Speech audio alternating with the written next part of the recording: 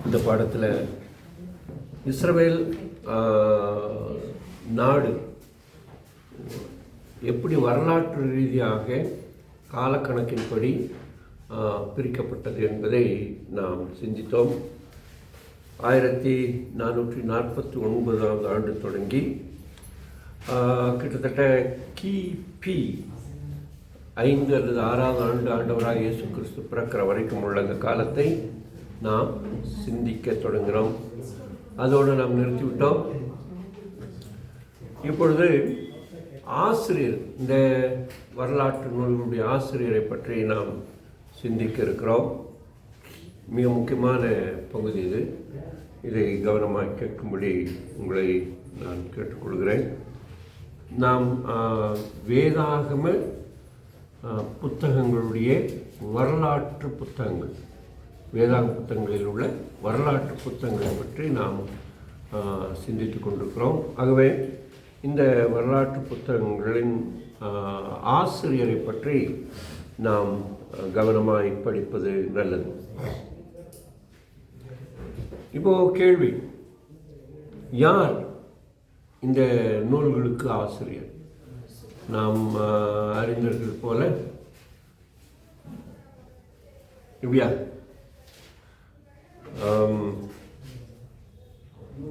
நமக்கு தெரிந்தது போல நெகேமியா, எஸ்ரா, இந்த 2 புத்தகங்களுடைய ஆசிரியர்கள் மட்டும்தான் நமக்கு தெரிகிறதுக்கு வாய்ப்பு உண்டு.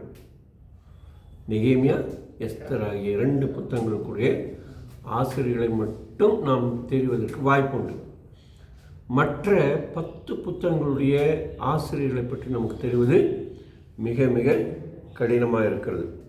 ஆகவே அந்த புத்தகங்களை யாரெல்லாம் எழுதினார்கள் என்பதை நாம் யூதர்களுடைய பாரம்பரியம் என்று சொல்லக்கூடிய பழைய மரபு நூல்கள் படி நாம் ஆராய்வது நல்லது.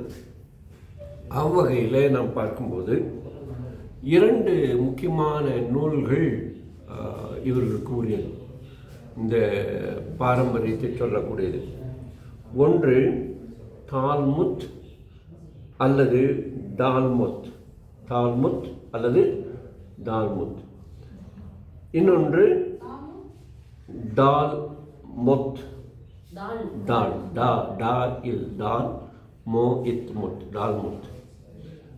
அதையே தால்முத் என்றும் சொல்வார்கள். தாக்கு பதிலாக தா.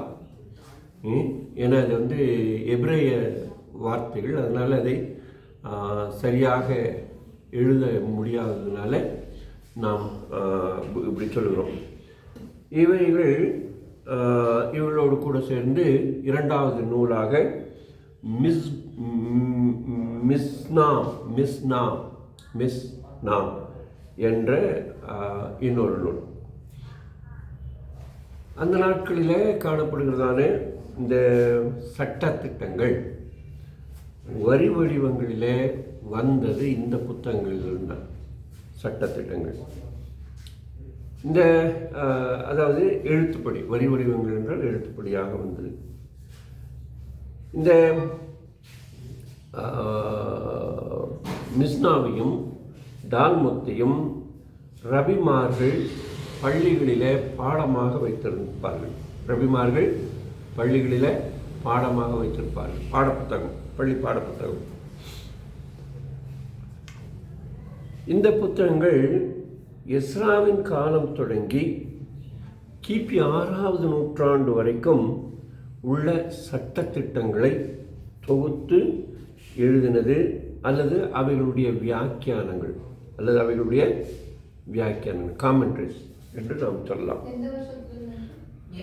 எஸ்ராவின் காலம் தொடங்கி கிட்டத்தட்ட கிபி 6வது நூற்றாண்டு வரைக்கும், ஆக ஒரு 10 நூற்றாண்டுகளாக இருந்தது. இந்த மிட்ராஸ் என்ற வார்த்தை இருக்கு இல்லையா, மிஸ்னா அல்லது மிட்ராஸ் என்ற வார்த்தைக்கு பொருள் தேடுதல், ஆராய்தல் அல்லது கண்டுபிடித்தல் என்ற பொருட்களை கொண்டது. இந்த நூல்களிலே தான் வேதத்திற்கு வெளியே உள்ள அநேக தகவல்கள் இந்த நூல்களில் இருந்து நமக்கு கிடைக்கிறது. இப்போது நமக்கு பைபிளில் 66 புத்தகங்கள் நமக்கு தெரியும். இது இல்லாதபடி பைபிள்லேயே சில பைபிளுடைய புத்தகங்கள் குறிப்பிடப்பட்டிருக்கும். அந்த புத்தகங்கள் இப்போ என்ன ஆயிற்று என்று நமக்கு தெரியாது. ஆனால் அவைகளிலிருந்து தான் சில புத்தகங்கள் தொகுக்கப்பட்டிருக்கிறது. அந்த புத்தகங்களிலிருந்து சில புத்தகங்கள் தொகுக்கப்பட்டிருக்கிறது. நாம் கிறிஸ்தவர்கள் 2 தீமோத்தேயு 3வது அதிகாரம் 16வது வசனத்தின்படியும் 1 பேதுரு 1வது அதிகாரத்தின்படியும் வேத வாக்கியங்கள் எல்லாம் தேவ ஆவியினாலே அருளப்பட்டது அல்லது எழுதப்பட்டது, தொகுக்கப்பட்டது என்ற கருத்தை நாம் நம்புகிறோம். இந்த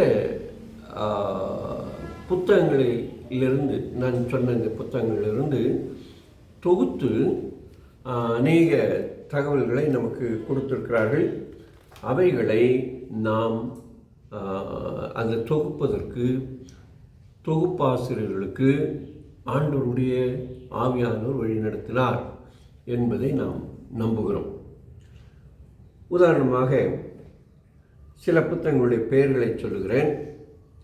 இந்த புத்தகங்கள் வேதாகமத்தில் எங்கெல்லாம் இருக்கிறது என்பதை சுட்டி காட்டுகிறது. சாலமோனுடைய நடபடிகள் என்ற ஒரு புத்தகத்தை 1 ராஜாக்களின் புஸ்தகம் 11வது அதிகாரம் 41வது வசனத்தில் நாம் படிக்கலாம். 1 ராஜாக்களின் புஸ்தகம் ஒரே ஒரு நிமிஷம் எனக்கு டைம் கொடுங்க. ஹலோ, இங்கே பாரு சொல்லி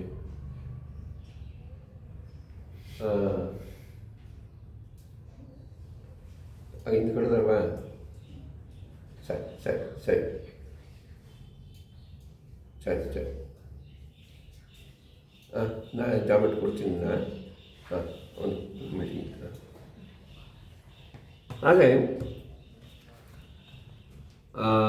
1 ராஜாக்களின் புஸ்தகம் 11வது அதிகாரம் 41வது வசனத்தில் சாலமோனுடைய நடபடிகள் என்று ஒரு புத்தகம் இருக்கிறது. ஆனால் அது நமக்கு தெரியாது. ஆனால் அந்த புத்தகம் இருக்கிறது. அதே போல் யாசேரின் புத்தகம்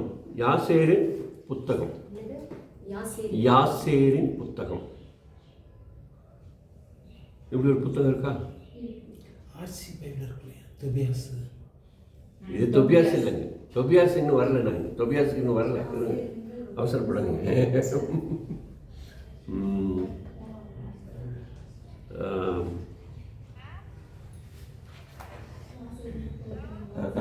காசு இது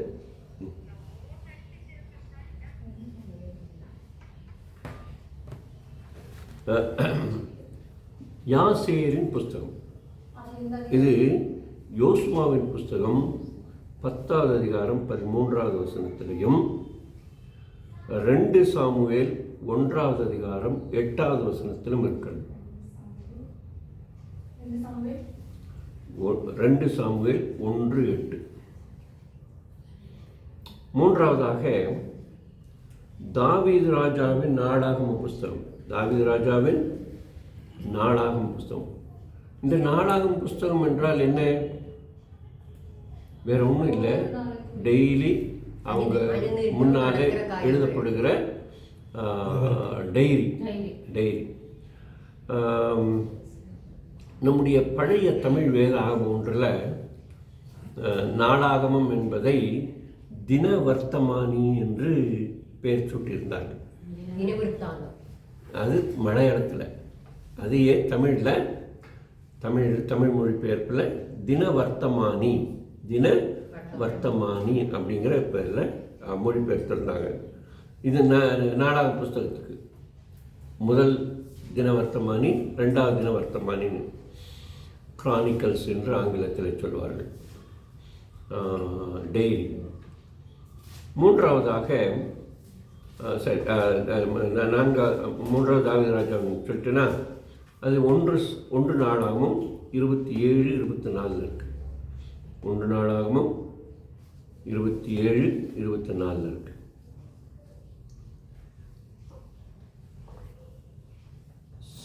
நாலாவது குறிப்பு சீலோனாகிய அகியா என்பவர் எழுதின ஒரு புத்தகம். சீலோன்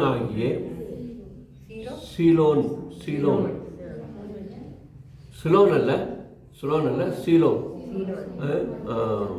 சீலோனாகிய அகியா அவர் பேர் அகியா. அவர் சீலோனிய பகுதியை சேர்ந்தவர், அதனால சீலோனாகிய அகியா. 2 நாளாகவும் அகியா 2 நாளாகவும் 9:29 2 நாளாகவும் 9:29 உசியாவின் நடபடிகள் அல்லது உசியாவின் சரித்திரம், இதை ஏசாயா எழுதியது என்று சொல்லுவார்கள். உசியாவின் நடபடி அல்லது உசியாவின் சரித்திரம். உசியாவின் நடபடி அல்லது உசியாவின் சரித்திரம். 1 நாளாகவும் 26, 22 இருக்கு.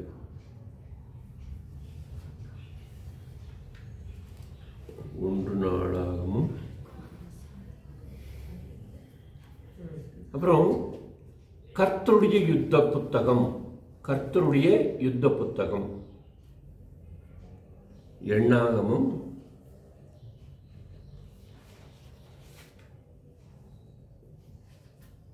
எண்ணாகமும் 21:15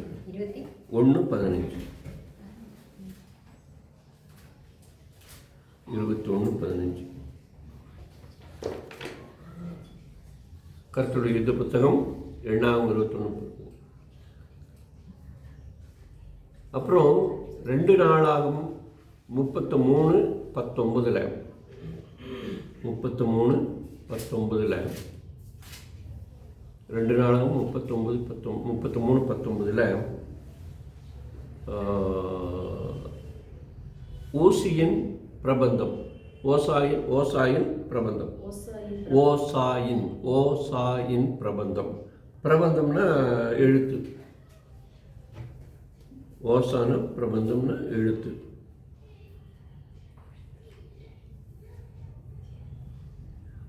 நான் படிக்கிறேன் கேளுங்க. இந்த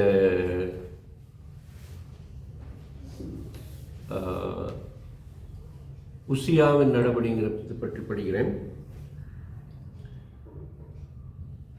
எகியேலின் குமாரனாகிய சேத்தாமும் அவன் சகோதரனாகிய யோவேலும் இவர்கள் கர்த்தருடைய ஆலயத்து பொக்கிஷ விசாரிப்புக்காரராயிருந்தார்கள்.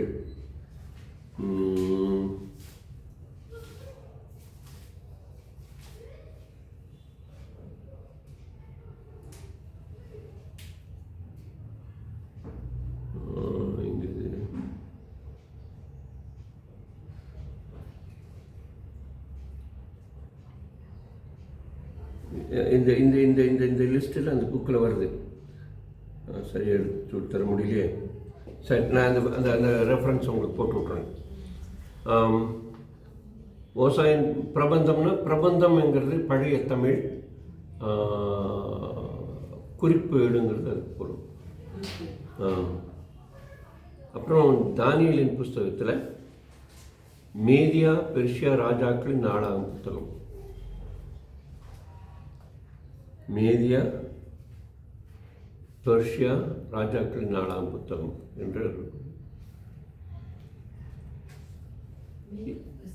மேதியா பெர்ஷியா. இப்போ இஸ்ரவேல் நாடு 2ஆக பிரிஞ்சிருச்சு இல்லையா? ஒன்று இஸ்ரவேல் நாடு மேலே வடக்கே, தெற்கே யூதயா. ஸோ நம்ம படிக்கிறது யூதயாவுடைய நாளாகம் புஸ்தகம் தான் படிக்கிறோம். யூத ராஜாக்களுடைய நாளாகம் புஸ்தகம்.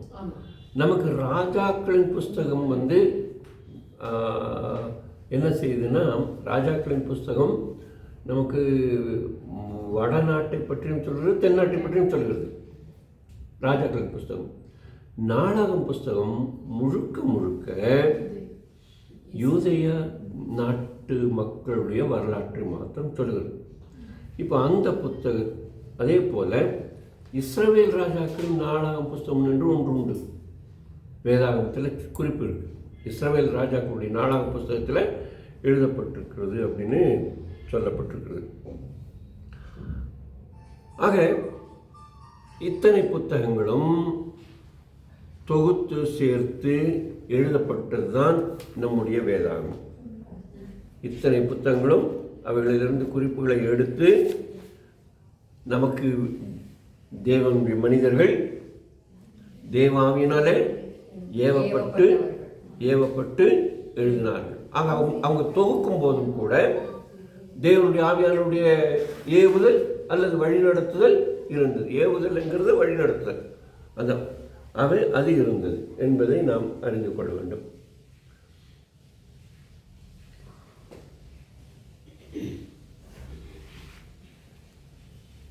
இப்போ இந்த தால்முத் என்கிற அந்த புஸ்தகம் இருக்குல்ல, அது 2 தால்முத்துகள் இருந்ததாக வரலாறு சொல்கிறது. ஒன்று பாலஸ்தீனா தேசத்தை சார்ந்த தால்முத், இன்னொன்று பாபிலோனிய தால்முத். ஏன்னா 70 வருஷம் கிட்டத்தட்ட 2 தலைமுறைகள் யூதர்கள் எங்கே இருந்தார்கள்? பாபிலோனில் இருந்தார்கள். அப்படி அவர்கள் பாபிலோனில் இருந்த அந்த காலகட்டத்தில் அவர்கள் என்ன செய்தார்கள்? அங்கேயே ஒரு தால்முத் தயாரித்திருந்தார்கள். அந்த தால்முத்தின் அடிப்படையில் தான் வேதங்கள் துவக்கப்பட்டன. எப்படிமா? பாபிலோன். இன்னும் ஒரு முக்கியமான தகவலையும் சொல்லுகிறேன். எபிரேய வேத புஸ்தகம் பாபிலோனிலே மக்கள் இருந்த போதுதான் அது கிரேக்க மொழிக்கு மொழிபெயர்க்கப்பட்டது. 72 பேரால் பாபிலோனில் தான். அப்போது அங்கே அவங்களுக்கு என்ன இருக்க வேண்டியிருந்தது? இந்த மாதிரி ஒரு தால்முத் அடிப்படை, இதை துவக்கிறதுக்கு என்ன வழிமுறைங்கிறத அதுக்கான ஒரு புத்தகம் இருக்க வேண்டியிருந்தது. அதனால் இது பாபிலோனிய தால்முத், அதே போல் பாலஸ்தீன தால்முத் என்றவர்கள் இருந்ததாக தெரிகிறது. இது போல் மிட்ராஸ் அல்லது மிஸ்னா என்பவைகளும் இருந்திருக்கின்றன. இந்த தால்முத்துகளையும் இந்த மிஸ்ராவையும் நமக்கு எழுதி கொடுத்தவர்கள், தொகுத்து கொடுத்தவர்கள் யூதர்களுடைய இளவரசர்கள் என்று சொல்லக்கூடிய ரபிமார்கள். யூதர்களுடைய இளவரசர்கள் என்று சொல்லக்கூடிய ரபிமார்கள். ஆக அவர்களுடைய அமைப்பிலிருந்தான் இவைகளெல்லாம் ஏற்றுக்கொள்ளப்பட்டவைகள், இவைகளெல்லாம் தள்ளுபடி செய்யப்பட்டவர்கள் என்று நமக்கு சொல்லப்பட்டிருக்கிறது. ஆக இப்போ நீங்கள் கேட்ட மாதிரி இந்த தொபியா, ஆமாம், ரபிமார்கள்னா குருமார்கள் அல்லது போதகர்கள். தொபியா போன்ற புத்தகங்கள் கத்தோலிக்கர்கள் தங்களுடைய வேதாகமத்தில் வைத்திருக்கிறார்கள். நாம் அதை வேதத்தில் வைக்கவில்லை. தொபியான்னு தான் சொல்லுவாங்க. தொபியாஸ்ங்கிறது இந்த இஸ்ங்கிற வார்த்தை கத்தோலிக்கர்கள் பயன்படுத்துகிறாங்க. ஆனால் நம்ம திருவிவிலியத்தில் தொபியாஸ் இல்லை, தொபியா தான் இருக்கு.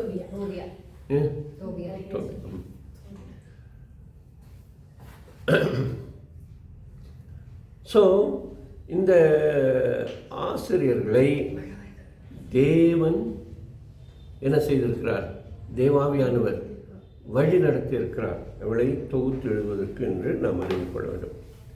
இப்போது இந்த வரலாற்று நூல்களோடு கூட தீர்க்க தரிசன நூல்களும் இணைந்து நமக்கு அநேக சரித்திர உண்மைகளை சொல்லுகிறது, வரலாற்று உண்மைகளை சொல்லுகிறது, வரலாற்று நூல்களோடு கூட. இப்போ இந்த புத்தகத்தை நாம் எப்படி எடுத்துக்கொள்ளலாம்?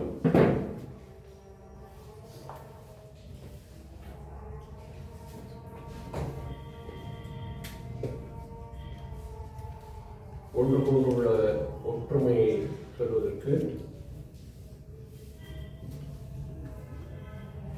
ஒன்றுக்கு இடையில் உள்ள ஒற்றுமையை சொல்வதற்கு இது 5 ஆகமங்கள். இது தீர்க்க தரிசனங்கள்.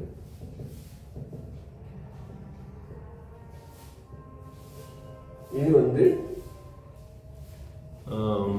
சரி,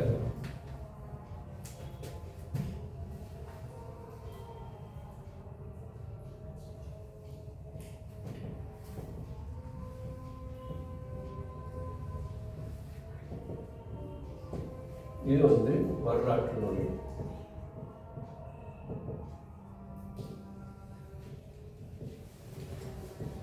ஆக இந்த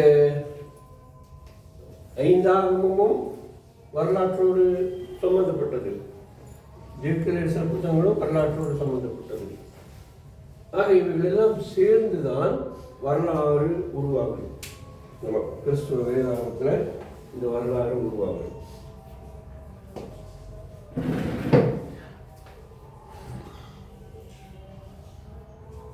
நிறைய நெருங்கிய தொடர்பு இருக்குது. இப்போ வரலாற்று புஸ்தகம் இஸ்ரவேலர்களுக்கு தேவன் கொடுத்த சட்டங்கள் அடங்கிய பஞ்சாகமத்தோடும் அதை வரலாற்றில் மக்களுக்கு எடுத்து சொன்ன தீர்க்கதரிசிகளுக்கும் இடையில இருந்த உறவை இந்த நூல்கள் நமக்கு வெளிப்படுத்துகிறது. இப்போ ஒன்று நம்ம தெரிஞ்சுக்கணும், நம்முடைய அருமை ஆண்டவராக இயேசு கிறிஸ்து அடிக்கடி வேதத்தை பற்றி நிறைய பேசினார். ஆண்டவராக இயேசு கிறிஸ்து வேதத்தை அதிகமாக மதித்தார்.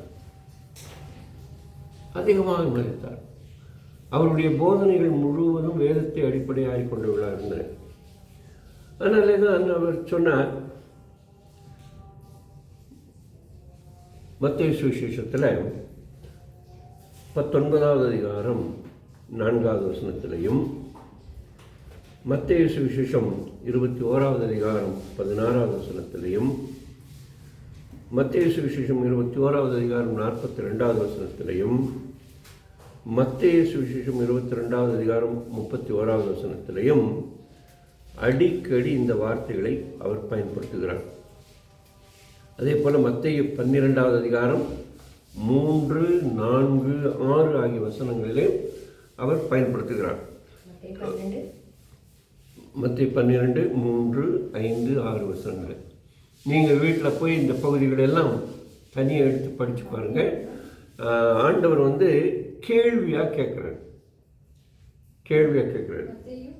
மத்தேயு 12, 3, 5, 6 வசனங்கள் என்ன சொல்றாரு? நீங்கள் வாசிக்கவில்லையா? நீங்கள் ஒரு காலம் வாசிக்கவில்லையா? அதே போல ஆண்டவர் இப்படி சொல்றது போல நமக்கு தெரிகிறது. அதனால் அதை நம்ம எப்படி எடுத்துக்கணும்னு தெரியல. நான் படிச்சிருக்கேன், நான் வாசித்திருக்கிறேன், நீங்கள் படிக்கவில்லையா அல்லது வாசிக்கவில்லையா என்பது போல கேள்விகளை அவர் கேட்டிருக்கிறார். அது மாத்திரமல்ல, பூர்வத்தாருக்கு சொல்லப்பட்டிருக்கிறதை நீங்கள் கேட்டிருக்கிறீர்களே.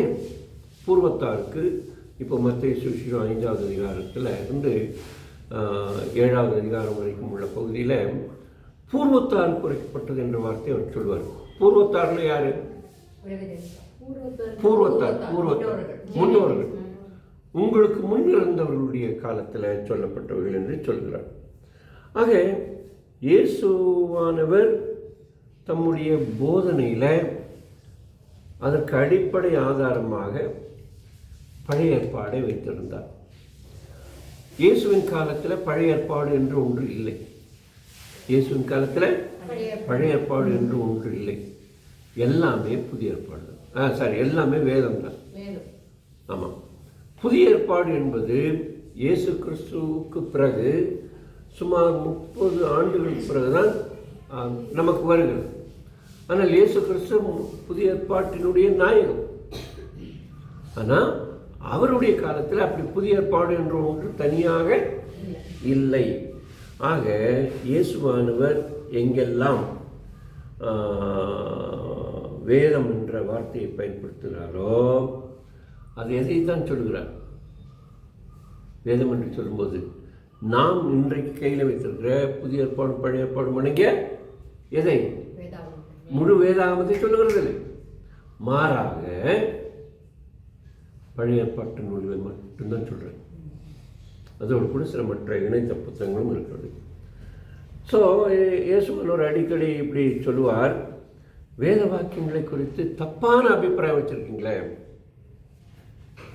தப்பான எண்ணம் கொண்டிருக்கிறீர்களே என்று சொல்கிறதை நாம் மத்தேயு சுவிசேஷம் 22:29 வாசிக்கிறோம். அதனால தான் ஆண்டவர் உறுதியாக இப்படி சொன்னார், வேத வாக்கியங்களை ஆராய்ந்து பாருங்கள், வேத வாக்கியங்களை ஆராய்ந்து பாருங்கள்.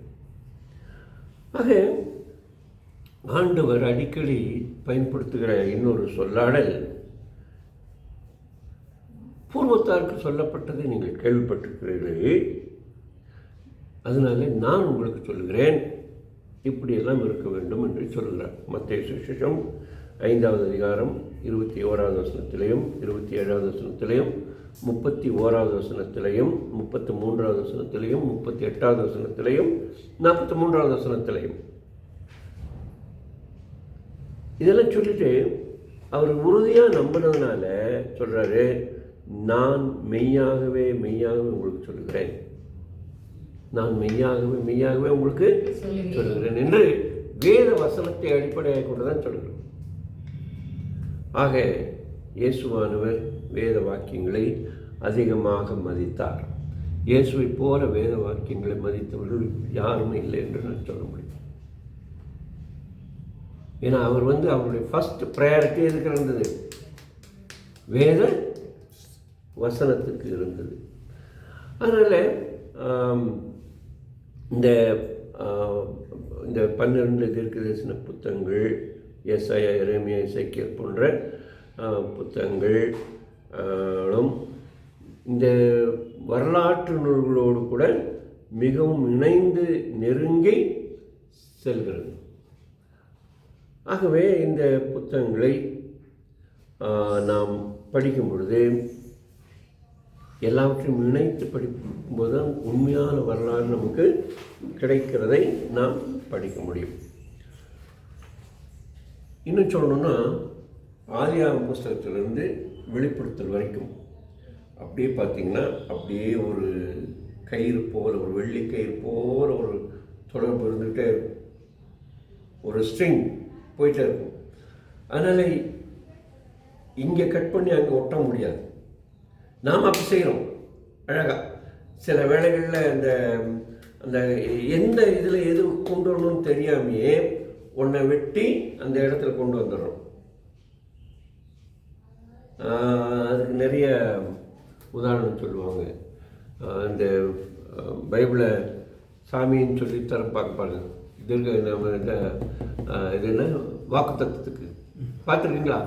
ஆண்டவராக இன்றைக்கி என்ன வாக்கு தத்துவம்னு அப்படி பார்க்கும்போது இந்த கதை உங்களுக்கு தெரிஞ்ச கதை தான். என்ன நடந்தது? ஒருத்தர் அப்படியே திறக்கும்போது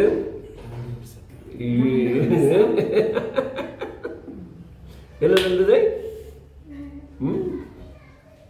யூதா நான்று கொண்டு செத்தான். ஐயோ, இன்னைக்கு இது சரியான வாக்கு தத்துவம் அல்லவே அப்படி திரும்ப ஜாம் பண்ணி அதை பண்ணும்போது செய்கிறத சீக்கிரம் செய், நீயும் அந்தபடியே செய், நீயும் அந்தபடியே செய். இப்படி வசனங்கள் ஒருவரை தாறுமாறாக மாற்றினது என்ற இந்த சிரிப்பு உதாரணத்தை நாம் கேட்டிருக்கிறோம். அதனால் என்றைக்குமே நாம் வேதத்தில் வாக்கு தத்துவத்தை தேடும் பொழுது காலண்டரில் உள்ள வேத அந்த அந்த அந்த பகுதியை தேடக்கூடாது, காலண்டரில் உள்ளதை தேடக்கூடாது. அல்லது கிளி ஜோசியம் மாதிரி, இந்த கிளி ஜோசியம் இல்லை, அது என்ன என்ன ஜோசியம் சொல்லுவாங்க, இந்த கட்டு எடுத்துட்டு வருவாங்களே, ஓலைக்கட்டு, அதில் வச்சு பார்க்கக்கூடாது. ஏட்டு ஜோசியம் படி பார்க்கக்கூடாது. மாறாக வேத வசனத்தை இருதயத்தில் வைத்து வைக்க வேண்டும், பதிய வைக்க வேண்டும் அல்லது வைத்து வைக்க வேண்டும். அப்படி வைத்து வச்சவங்க யாரு? யார் வேத வசனத்தை இருதயத்தில் வைத்து வைத்தார்கள்? எஸ்ரா ஒன்று. ஆனால் இந்த வசனம் அப்படியே வரும், இவர்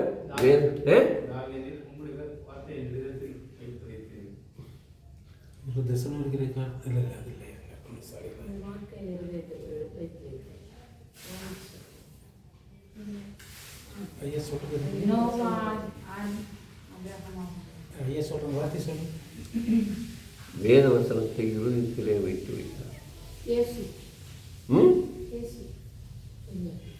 வசனம் அப்படி வருது. மரியாள் இந்த வசனங்களை வைத்து வைத்தாள். வைத்து வைத்தல் என்றால் நம்ம பீரோ திறந்தோடனே விலை உயர்ந்த பொருளை வைக்கிறது இல்லை. நம்ம பீரோ திறந்தோடனே எங்கே விலை உயர்ந்த பொருளை வைக்கிறோம்? எங்கே வைக்கிறோம்? அதுக்கான அலமாரியில், அந்த பீரோவிலேயே இருக்கிற அலமாரியில் உள்ள சேஃபில் வைக்கிறோம். அதே போல் தேவனுடைய வசனத்தை சேஃபில் வைக்க வேண்டும். ஸோ இப்போது இயேசுவானவரும் வேதாகமம் குறித்து ஒரு சில முக்கியமான தகவல்களை நாம் பார்ப்போம். இயேசு கிறிஸ்து வேதத்தில் எந்த வசனத்தையும் குறித்தும் சந்தேகப்படவே இல்லை. 100% வேதாகமத்தை அவர் நம்பினார். இயேசு கிறிஸ்து வேதாகமத்தில் உள்ள பழைய ஏற்பாட்டு நூல்களை பல முறை மேற்கோள் காட்டியிருக்கிறார். குறைந்தபட்சம் 100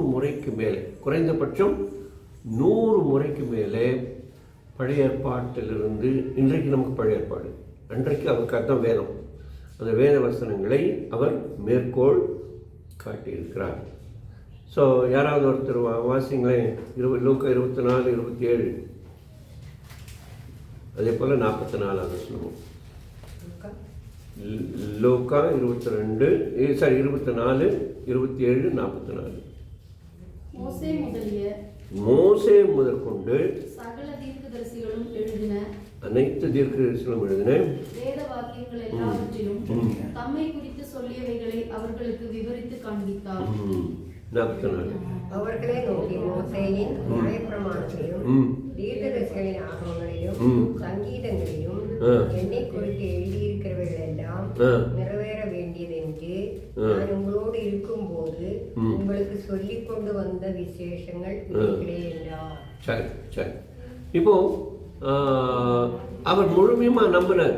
மோசேயுடைய புத்தகத்திலிருந்து மல்கியா புத்தகம் வரைக்கும் உள்ள எல்லா வாக்கியங்களையும் அவர் நம்பினார். அதனால தான் மோசே முதற்கொண்டு தீர்க்கதரிசிகளுக்கும் வரைக்கும் எழுதப்பட்ட எல்லாவற்றையும் நம்பினேன் என்று சொல்கிறதை பார்க்கிறோம். இப்போ ஆண்டவர் இன்னின்ன காரியங்களை எடுத்து மேற்கோள் காட்டினார் என்பதை நாம் பார்க்கலாங்களா வேகமா? முதலாவது, ஆதியிலே தேவன் மனிதனை ஆணும் பெண்ணுமாக படைத்தார் என்பதை குறித்து ஆண்டவருடைய போதனைகளை சொன்னார். ஞாபகம் இருக்கா? சரி. அதே போல தாவீது தேவ சமூகத்து அப்பத்தை சாப்பிட்டதை குறித்து பேசினார். ஞாபகம் இருக்கா? மார்க் சுவிசேஷத்திலையும் மார்க் சுவிசேஷம் 22வது அதிகாரம் 25-26 வசனத்தில் படிக்கிறோம். எங்கிருந்து அதை மேற்கோள் காட்டினார்? 1 சாமுவேல் புத்தகத்திலிருந்து அதை மேற்கோள் காட்டினார். அதே போல இயேசுவானவர் சாலமோனை ஒரு நல்ல உதாரணமாக காண்பித்தார். சாலமோன் முதலாய் சாலமோன் முதலாய் இப்படிப்பட்ட ஒரு இதை உடுத்தவில்லை என்று சொன்னார். அதே போல சாலமோனுடைய நாட்களில், அதாவது சாலமோனுடைய உடை அலங்காரத்தை பற்றி அவர் பேசும்போது பேசுகிறார். சாலமோனுடைய உடை அலங்காரம் எவ்வளவு மேன்மையாக இருந்தது என்பதை பற்றி பேசும்போது, அதே போல் அந்த நாட்களில் சாலமோனை தேடி வந்த தென் தேசத்து அரசியரை பற்றி அவர் சொல்கிறார். தென்னாட்டு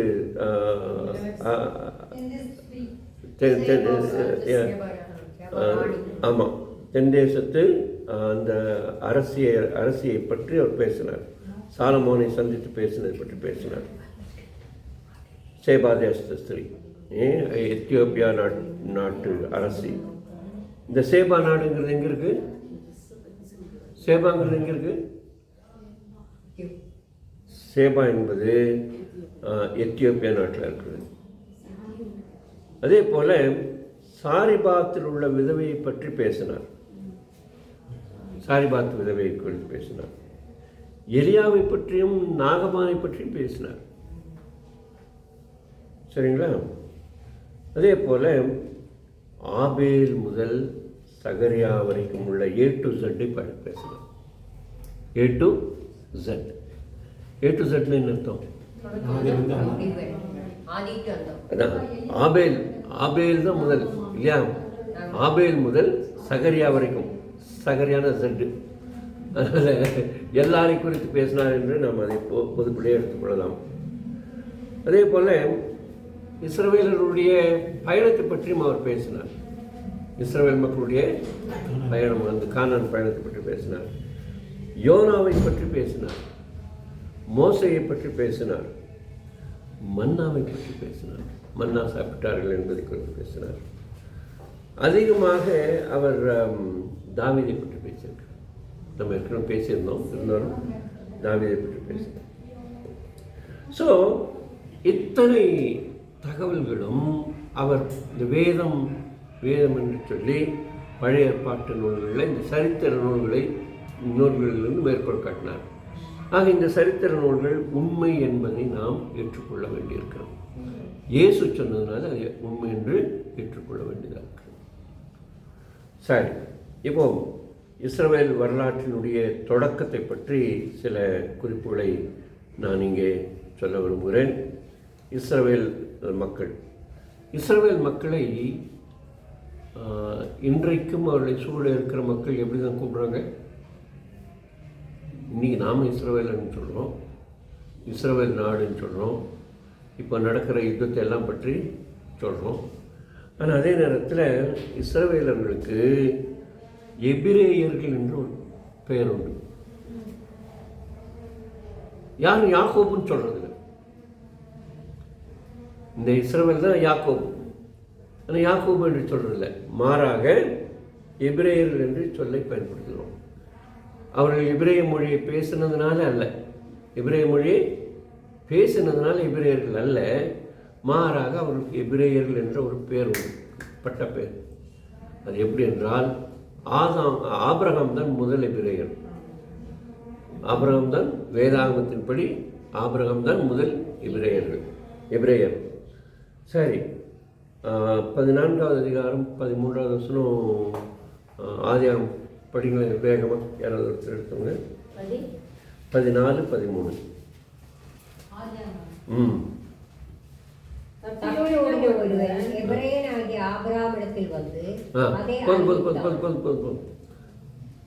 எபிரேயனாகிய ஆபிரகாமிடத்தில் வந்து, ஆக ஆபிரகாம் தான் முதல் எபிரேயர்.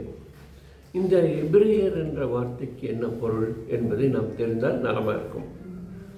இப்போது பைபிளில் உங்களுக்கு அந்த பின்னால் இந்த படம் இருக்கா? கடைசியில் படம் இருக்கா? படங்களை கொஞ்சம் பாருங்களேன். முதல் படம் பாருங்கள். முதல் படம் நீங்கள் முதல் படத்தில் அந்த யூப்ரட்டஸ் டைக்ரஸ் நதி இருக்கா?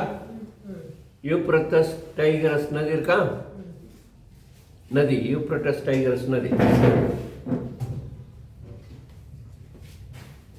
யூப்ரட்டஸ் டைக்ரஸ் அதாவது ஐபிராத்துங்கிறது தான். யூப்ரட்டஸ்னா ஐப்ரத் தான். ஐப்ரத் நதி இருக்கா? ஐப்ரத் நதி இருக்கா? ஐப்ரத் நதி இருக்கா? ஐப்ரத் நதிக்கு பக்கத்தில் ஊர் இருக்கா? ஊர்னு ஒரு ஊர் இருக்கா? கண்டுபிடிச்சிட்டா ஊர் ஊரை சரி கல்தேவுக்குள்ள இருக்கா? ஸோ இந்த ஊர் இல்லைதான் யார் இருந்தது? ஆபிரகாம்.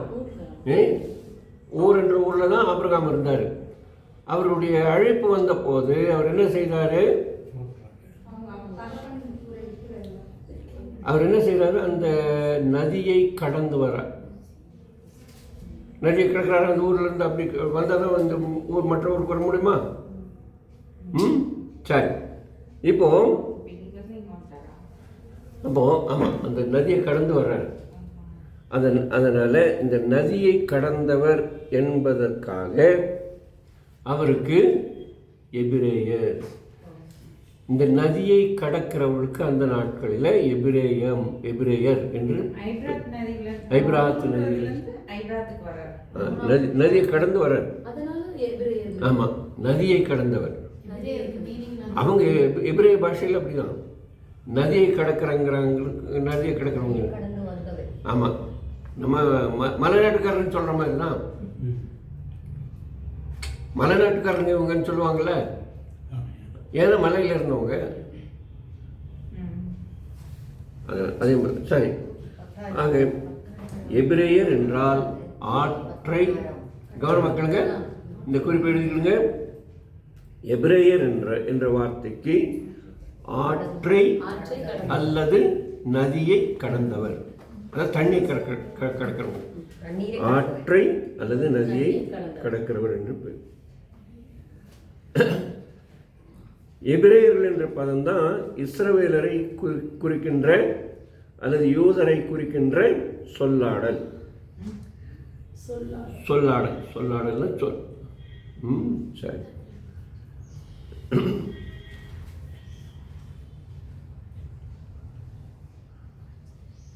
நான் ஏற்கனவே சொன்னது போல ஆபிரகாம் தான் முதலாக எபிரேயர் என்று அழைக்கப்படுகிறார். ஆனால் அதே நேரத்தில் ஆதியாகமம் 10வது அதிகாரம் 25வது வசனத்தில், ஆதியாகமம் 10:25 ஏபேர் என்ற ஒரு மனிதர் வருகிறார். ஏபேர் 10வது அதிகாரம் 25. ஆக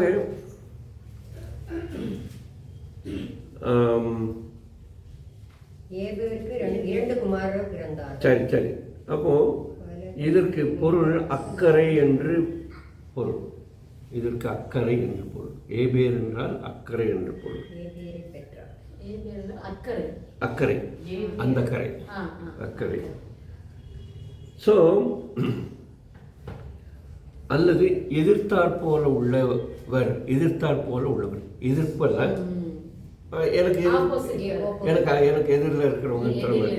ஆமாம், எனக்கு எதிரிகள் அல்ல, எனக்கு எதிரே இருக்கிறவங்க. ஸோ அதனால் இந்த யூப்ரட்டஸ் நதிக்கு அக்கறையில் அப்பாலே, யூப்ரட்டஸ் நதிக்கு அப்பாலே அல்லது அக்கறையில் இருக்கிறவர்கள் என்ற சொல்லாடல், அந்த சொல் எபிரேயர் என்ற சொல்லாக வருகிறது. சரி, இப்போ இந்த இஸ்ரவேலருடைய வரலாற்றை நாம் பார்ப்பதற்கு முன்பு வேதாகமத்தை வேகமாக ஒரு முறை பார்க்கலாம். ஆதியாகமம் 1வது அதிகாரம் 1வது வசனம் தொடங்கி 11வது அதிகாரம் கடைசி வசனம் வரைக்கும் நாம் முழு உலக வரலாற்றை படிக்கலாம். வெறும் 11 அதிகாரத்தில் முழு உலக வரலாற்றை படிக்கலாம். ஆதியில் இருந்த உலக வரலாற்றை ஆதியாகமம் 1வது அதிகாரம் 1வது வசனம் தொடங்கி 11வது அதிகாரம் கடைசி வசனம் வரைக்கும் படிக்கலாம். அல்லது ஆதாம் முதற்கொண்டு ஆபிரகாம் வரைக்கும், ஆபிரகாம் வரைக்கும் அந்த படிக்கலாம். அப்புறம் ஆதியாகமம் 11வது அதிகாரம் தொடங்கி மல்கியா 4வது அதிகாரம் வரைக்கும், மல்கியா 4 அதிகாரம் தானே, அதாவது நெகேமியா வரைக்கும் 4வது அதிகாரம் வரைக்கும். 3 அதிகாரமும் 4 அதிகாரம். ஆதாம் முதற்கொண்டு ஆபிரகாம் வரை படிக்கிறது. ஆமாம், படிக்கிறேன். 4 தானே? Okay okay. அது வரைக்கும் நாம் இஸ்ரவேலுடைய வரலாறை படிக்கிறோம். இஸ்ரவேலருடைய வரலாறு. அப்புறம் மத்தேயுவிலிருந்து யோவான் கடைசி வரைக்கும், யோவான் கடைசி அதிகாரம் வரைக்கும் நாம் இயேசு கிறிஸ்துவை பற்றி படிக்கிறோம் வேதத்தில். அப்புறம் அப்போஸ்தலர்களிலிருந்து வெளிப்படுத்தின வரைக்கும். ஆமாம். அப்புறம் ஆமாம் இயேசு கிறிஸ்துவை பற்றி படிக்கிறோம். ஆமாம். அப்போஸ்தலர்களிலிருந்து வெளிப்படுத்தின விசேஷம் வரைக்கும் திருச்சபையை பற்றி படிக்கிறோம் அல்லது நம்மை பற்றி படிக்கிறோம். அப்போஸ்தலர்களை பற்றி படிக்கிறோம்.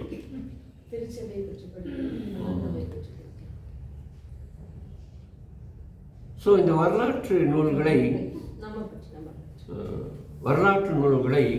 நாம் கால வரிசைப்படி படிக்கும்போது இறையாட்சியின் காலம், மனிதாட்சியின் காலம், புதுப்பிக்கப்பட்ட காலம் என்று 3 பிரிவுகளாக பிரிக்கலாம்.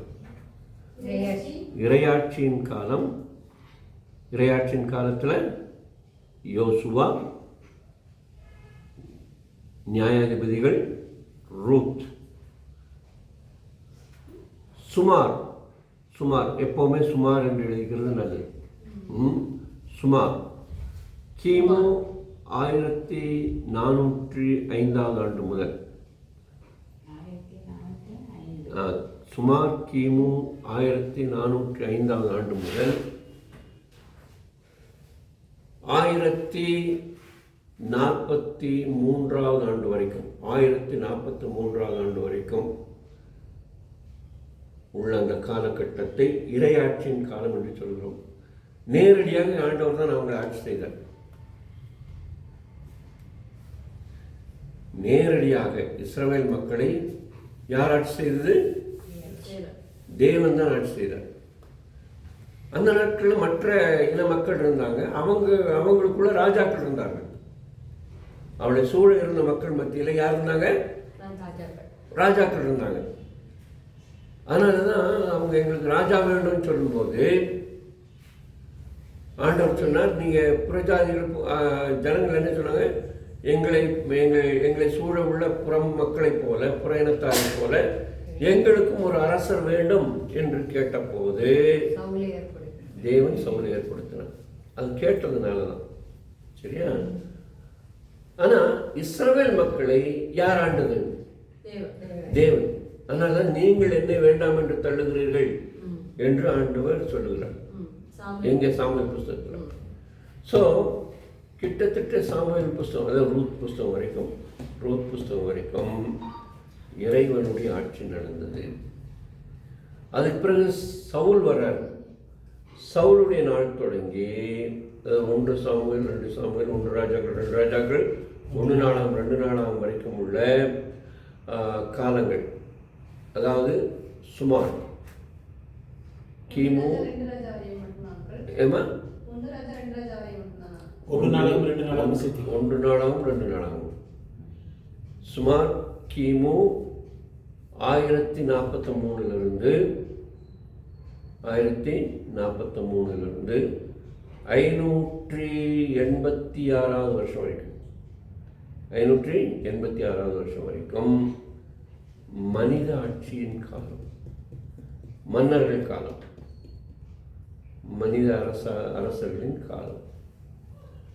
அப்புறம் இந்த கடைசி இஸ்ரவேலுடைய கடைசி, யூதருடைய கடைசி அரசர் சிறைப்பட்டு போகும்போது பெர்ஷியா மேதிய ராஜாக்களும் இவர்களுக்கு ராஜாக்களாக இருந்தார்கள்.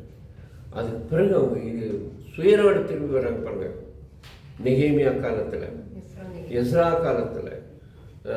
அப்போ இவங்களுடைய அந்த அந்த அமைப்பு முறை, ஆட்சி முறை மாற்றப்பட்டது. அதனால் இதை புதுப்பிக்கப்பட்ட காலம் என்று சொல்கிறோம். புதுப்பிக்கப்பட்ட காலம், அது ரினியூடு கிங்டம், புதுப்பிக்கப்பட்ட காலம். இந்த காலகட்டங்களில் எஸ்ரா, நெகேமியா, எஸ்தர், எஸ்ரா, நெகேமியா, எஸ்தர் ஆகியோருடைய காலங்கள். ஸோ இதை இன்னொரு வகையில் சொல்லணும்னா, அரசரின் காலகட்டம், அரசர்களின் காலத்துக்கு முன், அரசர்களின் காலத்துக்கு முன், அரசரின் காலத்துக்கு முன், அரசரின் காலத்தில், சிறையிருப்பின் காலம், சிறையிருப்புக்கு பின் என்று 4 பிரிவுகளாக இதை பிரிக்கலாம். புதுப்பிக்கப்பட்ட காலத்தை, அரசரின் காலம், அரசரின் காலத்துக்கு பின். இதை நான் உங்களுக்கு நோட்ஸாக தரும்போது உங்களுக்கு படத்தோடு வந்துடும், பயப்படாதீங்க.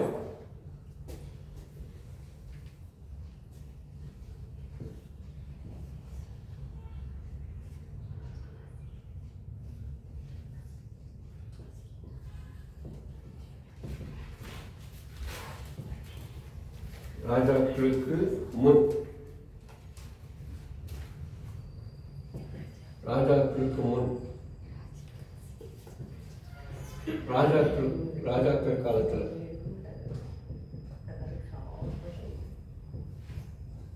ராஜாக்கள் காலம், அப்புறம் ராஜாக்கள் காலத்துக்கு பிறகு சிறையிருப்பு, சிறையிருப்பு, அப்புறம் சிறையிருப்புக்கு பின்.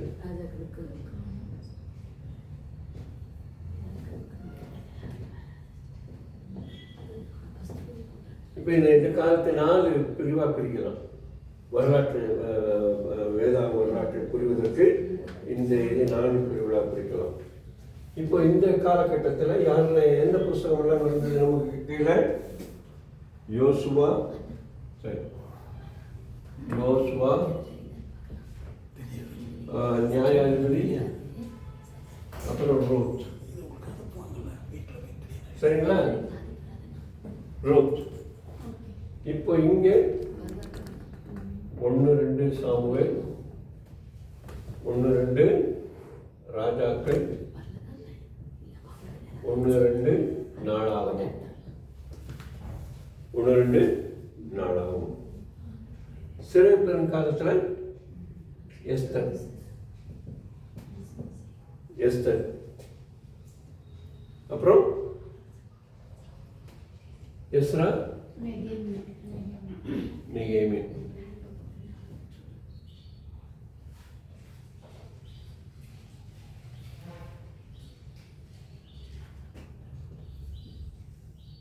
இது ஆண்டு வரிசையில் சொல்லணும்னா 1405 கிட்டத்தட்ட 1043 வரைக்கும், 1043 586 வரைக்கும்.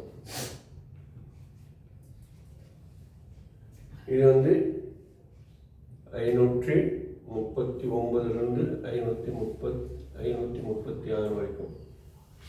இது 532 வருஷம். தோராயமா சர்க்கா, தோராயமா சர்க்கா என்று சொல்லுவோம். சிறையிருப்பின் காலத்துக்கு அடுத்தது கடைசியில் சிறையிருப்புக்கு பெண், சிறையிருப்புக்கு பெண்.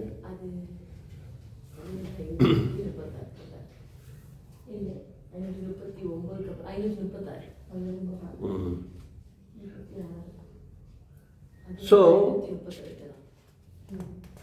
இந்த முதல் எபிரேயனாகிய ஆபிரகாமுக்கு பிறகு அவனுடைய சந்ததியார் எல்லாருமே இன்றைக்கு வரைக்குமே எபிரேயர்கள் என்று அழைக்கப்படுகிறார்கள். ஹீப்ரூஸ் என்று அழைக்கப்படுகிறார்கள்.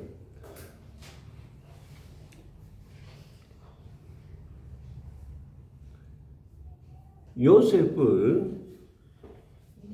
இந்த எகிப்துக்கு அடிமையாக போனார் இல்லையா?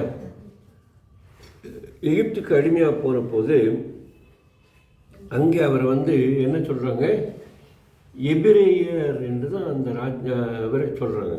படிங்களேன் யாராவது ஒருத்தர் 40வது அதிகாரம் ஆதியாகமம் 40:15. எபிரேய வாலிபனா 40:15. நான் எபிரேயருடைய தேசத்திலிருந்து களவாய் கொண்டு வரப்பட்டேன். என்னை இந்த காவல் கிடங்கில் வைக்கும்படிக்கும் நான் இவ்விடத்தில் ஒன்றும் செய்யவில்லை என்றும் சொன்னான். அர்த்தம் நன்றாயிருக்கிறது என்று சுயம்பாயின் தலைவன் கண்டு எப்படி அறிமுகப்படுத்துறாரு? நான் எபிரேயருடைய தேசத்திலிருந்து களவாய் கொண்டு வர எபிரேய தேசத்திலிருந்து இல்லையா? எபிரேயருடைய தேசத்தில் களவாய் 43:32 படிங்களேன். 43:32. இந்த தரையிலே எகிப்தியர் எபிரேயரோட சாப்பிட மாட்டார்கள்.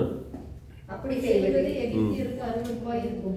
சரி, எபிரேயர்கள் எகிப்தில் எபிரேயர்கள் என்று அழைக்கப்பட்டார்கள். என்ன, யூதர்கள் என்றோ இஸ்ரவேலர்கள் என்றோ அழைக்கப்படவில்லை. யூதர்கள் என்றோ இஸ்ரவேலர்கள் என்றோ அழைக்கப்படவில்லை. ஆக நம்முடைய குலமுதல்வர்கள் அல்லது முற்பிதாக்கள் எல்லாரும் எபிரேயர்கள் என்றே அழைக்கப்பட்டார்கள். ஸோ இவர்களுடைய இந்த வரலாற்று காலத்தை நாம் 3 பிரிவுகளாக பிரிக்கலாம். இவருடைய வரலாற்று காலத்தையும் 3 பிரிவுகளாக பிரிக்கலாம். அதை முற்பிதாக்களுக்கு முந்தைய காலம், குலமுதல்வர்களுக்கு முந்தைய காலம், குலமுதல்வர்களின் காலம், பேட்ரியார்க்கல் பீரியட், முற்பிதாக்களின் காலம், அப்புறம் யாத்திராகம காலம். முற்பிதாக்களின் காலம், யாத்திராகம காலம். ஸோ இந்த முற்பிதாக்கள் என்பது யாரிலிருந்து ஆரம்பிக்குது? குலமுதல்வர்கள் என்பவர்கள் யாரிலிருந்து ஆரம்பிக்கிறாங்க?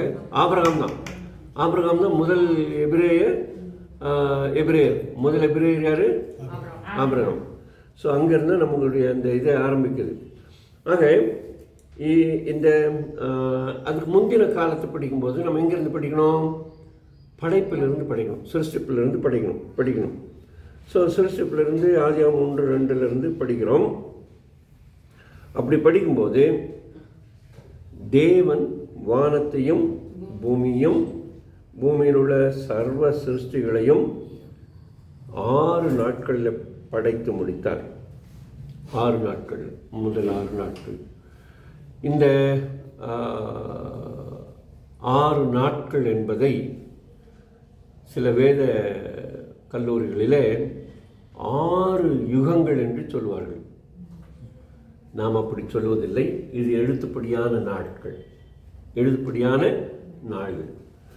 ஒரு யுகம் என்பது எத்தனை ஆண்டுகள் என்று நமக்கு சொல்ல இயலாது. அதனால்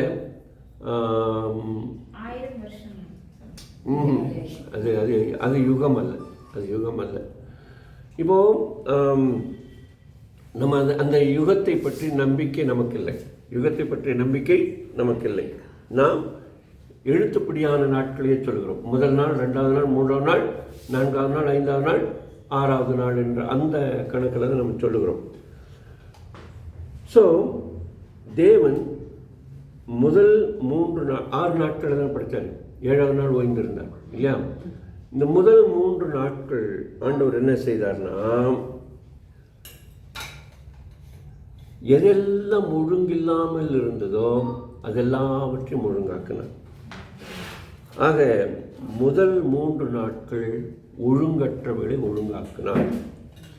எப்படி ஒழுங்கில்லாமல் போயிற்று என்பது அது இன்னொரு பாடம். அது இப்போ எடுத்து நான் நேரத்தை வீணாக்க விரும்பலை, மேலோட்டமாக சொல்ல விரும்புகிறேன். எப்படி ஒழுங்கில்லாமல் போனது? பூமி முழுவதையும் ஆட்சி செய்து கொண்டிருந்த தேவதூதர்களுடைய காலம், வானம் பூமி எல்லாவற்றையும் ஆளுகை செய்து கொண்டிருந்த தேவதூதர்களுடைய காலம். அந்த காலம் தேவதூதர்களிலே லூசிபர் என்பவர் கலகம் செய்ததினாலே அந்த கலகத்தின் காரணமாக பெரும் பாதிப்பு ஏற்பட்டது. இப்போ லூசிபர் என்றால் நாம் பேய் என்று சொல்லிவிடுகிறோம். பேய் அல்ல, சாத்தான் என்று சொல்லிவிடுவோம். சாத்தானும் அல்ல. லூசிபர் என்றால் பெருமைக்காரனும் அல்ல. அது அவனுக்குள்ள அதெல்லாம் வருது. அவன் தேவனால் படைக்கப்பட்ட தள்ளப்பட்ட இரண்டாவது தள்ளப்பட்டது தள்ளப்பட்டல்ல, தேவனால் படைக்கப்பட்ட தேவதூது. தேவனால் படைக்கப்பட்ட தேவதூது. தேவன் அவனை நம்பி ஒவ்வொருத்தரையும் நம்பி ஒவ்வொன்று கொடுக்குறார் இல்லையா? அதே போல லூசிபரை நம்பி ஆண்டவர் பொறுப்பை கொடுத்தார். லூசிபர் என்ற அந்த வார்த்தைக்கு ஒரு பொருள் உண்டு. லூசி என்றால் நம்ம பாஷையில் என்ன? லூஸ். லூஸ் என்றால் என்ன? ஆமாம், பைபிளில் யாக்கோபு போய் தங்குற ஒரு இடத்துக்கு பேர் லூஸ். லூஸு அப்படின்னு எழுதப்பட்டிருக்கோம். அப்போது நம்ம என்ன நினைக்கக்கூடாது? நாம் நினைக்கிற அந்த லூஸை எழுதக்கூடாது, எண்ணக்கூடாது. அந்த லூஸ் என்றால் வெளிச்சம். லூஸ் என்றால் வெளிச்சம். லூசிபர் என்றால் லூசிஃபர் அல்ல, லூசிஃபர் என்றால் வெளிச்சம், வெளிச்சத்தின் மகன், வெளிச்சத்தை தாங்கி நிற்கிறவன், வெளிச்சமாக உள்ளவன் என்பதுதான் லூசிபர் என்று பொருள். இவனால் அவனாலே ஒழுங்கு கெட செய்யப்பட்ட பூமியை ஆண்டவர் முதல் 3 நாட்கள் எடுத்து அதை ஒழுங்குபடுத்துகிறார், ஒழுங்குபடுத்துகிறார், சீர் செய்கிறார். இப்போ பைபிளில் நாம் படிக்கிறோம், ஆண்டவருடைய வேலைகள் பெர்ஃபெக்டாக இருக்கும், பூர்ணமாக இருக்கும். பார்த்தீங்கன்னா உபாகமம் 32:4 உபாகமம் 32:4 எடுத்தவங்க படிக்கிறீங்களா? உபாகமம் 32:4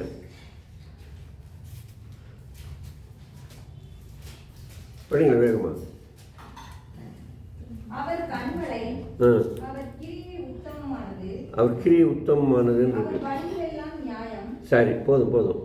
இதை இங்கிலீஷில் நீங்கள் படிச்சிங்கன்னா, அவருடைய வேலைகள் எல்லாம் பூர்ணமானவைகள், பெர்ஃபெக்ட், பரிபூர்ணமானவைகள் என்று இருக்கிறதை பார்க்கலாம். நீங்கள் இதோடு கூட சேர்ந்து யோபு 38வது அதிகாரத்தை வீட்டில் படிச்சிருங்க. இந்த வசனங்களோடு சேர்ந்து யோபு 38 நேரம் எடுத்து படிக்கணும். சும்மா மேலோட்டமாக படிக்கக்கூடாது. நேரம் எடுத்து படித்தீங்கன்னா நிறைய விஷயங்கள் நமக்கு புரியும். அதே போல் பிரசங்கி புஸ்தகம் 3:11 தேவன் ஒவ்வொன்றையும் அதன் காலத்தில் செய்தார். யோபு 38 பிரசங்கி புஸ்தகம் 3:11 தேவன் அதன் காலங்களில் நேர்த்தியாய் செய்தார். அந்த நேர்த்தி என்பது பெர்ஃபெக்ட். ஆக தேவனுடைய படைப்பில் ஒரு அழகு இருந்தது. அந்த அழகுப்படி பூமியை முதலாவது சீர்கெட்ட பூமியை முதலாவது அழகுபடுத்தினார். இரண்டாவது 3 நாட்கள் எது? 4வது நாள், 5வது நாள், 6வது நாள். இந்த 3 நாட்கள் அவர் ஒன்றுமில்லாத இடத்துல எல்லாவற்றையும் படைத்தார். சூரியனை படைத்தார், சந்திரனை படைத்தார், நட்சத்திரங்களை படைத்தார், நீந்தும் உயிர் வாழ்வனவற்றை படைத்தார், பறக்கும் பறவைகளை படைத்தார், நடக்கும் மிருகங்களை படைத்தார், எல்லாவற்றுக்கும் மேலாக மனிதனை படைத்தார். படைத்தவர்களுக்கு என்ன ஆசீர்வாதம் சொன்னார்? நீங்கள் பூமியிலே பலுகி பெருகுங்கள், என்று சொன்னார். ஸோ நீர் வாழ்வன பலுகி பெருகின, அதாவது மீன், ஆமை போன்றவர்கள். அதே போல் நிலவாழ் உயிரினங்கள் பலுகி பெருகின, வானவெளியில் பறக்கிற பறவைகள் எல்லாம் பலுகி பெருகின, எதுவுமே குறையல. இப்போது சிலர் வந்து சொல்லுவாங்க அந்த காலத்தில் இருந்தது இப்போ இல்லை அப்படின்னு சொல்லுவாங்க. அதுவும் உண்மை இல்லை, அதுவும் உண்மை இல்லை. யாருக்கும் அந்த நாட்டில் எந்த பறவை இருந்ததுன்னு தெரியாது. யாருக்குமே அந்த நாட்கள் என்ன உயிரினம் இருந்ததுன்னு தெரியாது. ஒரு நீளமான ஒரு எலும்பு துண்டு அதை வச்சுக்கிட்டு இது இப்போ இல்லைன்னு சொல்லுவாங்க. அது எங்கே போச்சு தெரியாது. ஏன்னா அந்த படிமம் இருக்கலாம் இன்றைக்கு. காரணம் பெரும் வெள்ளம் வந்ததுனால. பெருவெள்ளம் நோவா காலத்தில் வந்தது இல்லையா, அந்த பெருவெள்ளம். அப்போது அங்கே இருக்கிற அந்த அந்த அந்த அந்த அந்த படிமம் காணப்படுகின்ற அந்த உயிர் வாழ் ஜீவன் அந்த அந்த இடத்துலேருந்து தண்ணியில் தானே அடித்து வந்து இந்த இடத்துல சேர்த்திருக்கும், இங்கே இறந்துருக்கும். ஆனால் அதனுடைய உண்மையான அந்த நோவா தன்னுடைய பேழையில் சேர்த்து வச்சுருந்தார் இல்லையா, அது அதனுடைய இடத்த தேடி வேறு எங்கேயோ போயிருக்கும்.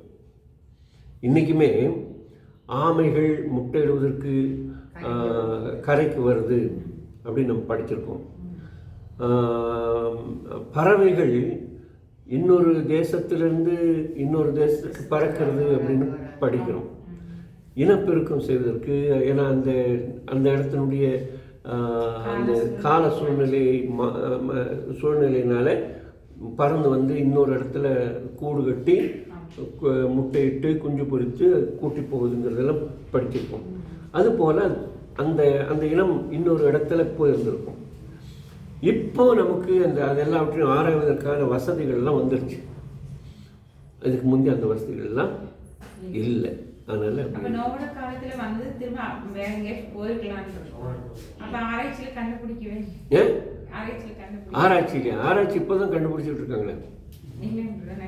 டைனோசர்ஸ் தான் கண்டுபிடிச்சிக்கிட்டு இருக்காங்க. அதான் அந்த எலும்புக்கூடுகள் தான் இப்போ கண்டுபிடிச்சி பெருசாக எலும்பு இருக்குது, சின்னதாக எலும்பு இருக்குது. அது எங்கே இருந்து வந்துச்சு?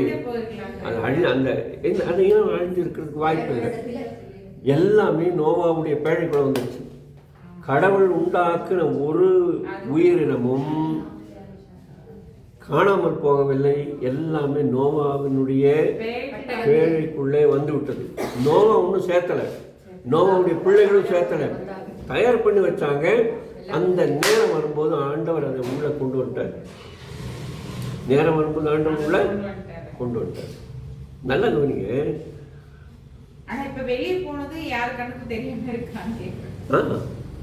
ஏன்னா ஆராராத் மலையில் தான் நிற்குது. அப்புறம் தண்ணியில் இருக்கிற தண்ணிக்கு போயிடுச்சு, தண்ணி தேடி போயிட்டுருக்கு. பறக்கிறது பறந்து போயிட்டுருக்கும். அது அதனுடைய உடல் அமைப்புக்கு எங்கே வசதியோ அந்த இடத்துக்கு தேடி போயிட்டுருக்கும். அதனால் அவைகளெல்லாம் போய்விட்டன. சரி, கடைசியாக கடவுள் மனிதனை படைத்தார். மனிதனை மிக மிக சிறப்பாக படைத்தார். அவருடைய சாயல். குரங்கோ புலியோ கரடியோ கடவுளுடைய சாயல் அல்ல. மனிதனை தவிர யாருமே எதுவுமே கடவுளுடைய சாயல் அல்ல. ஆக மனிதனை கடவுள் மகுடமாக மனிதன் படைக்கப்பட்டான். இன்னொரு விஷயம், மனிதன் தான் இந்த கடல்வாழ் மிருகங்களுக்கும் நிலவாழ் மிருகங்களுக்கும் பேர் வச்சாங்கிறது ஒரு பக்கம். அதுக்கெல்லாம் அரசன் அவன் தான். அதான். அதனால தான் பைபிளில் சங்கீதத்தில் சொல்கிறாரு, நான் அவனை கனத்தினாலும் மகிமையினாலும் முடிச்சூட்டினேன் அப்படின்னு சொல்லுவார். சரியா? இப்போது கவனமாக கேளுங்க. மனிதன்தான் மற்றவர்களை ஆள வேண்டுமே தவிர மற்றவை மனிதர்களை ஆளக்கூடாது. சரிங்களா? மனிதர்களுக்கு தான் மிருகங்கள் பயப்பட வேண்டுமே தவிர மிருகங்களுக்கு மனிதர்கள் பயப்படக்கூடவே கூடாது. சரி, இப்போ ஒரு யானை வந்துச்சு, பயப்படலாமா? பயப்படக்கூடாது.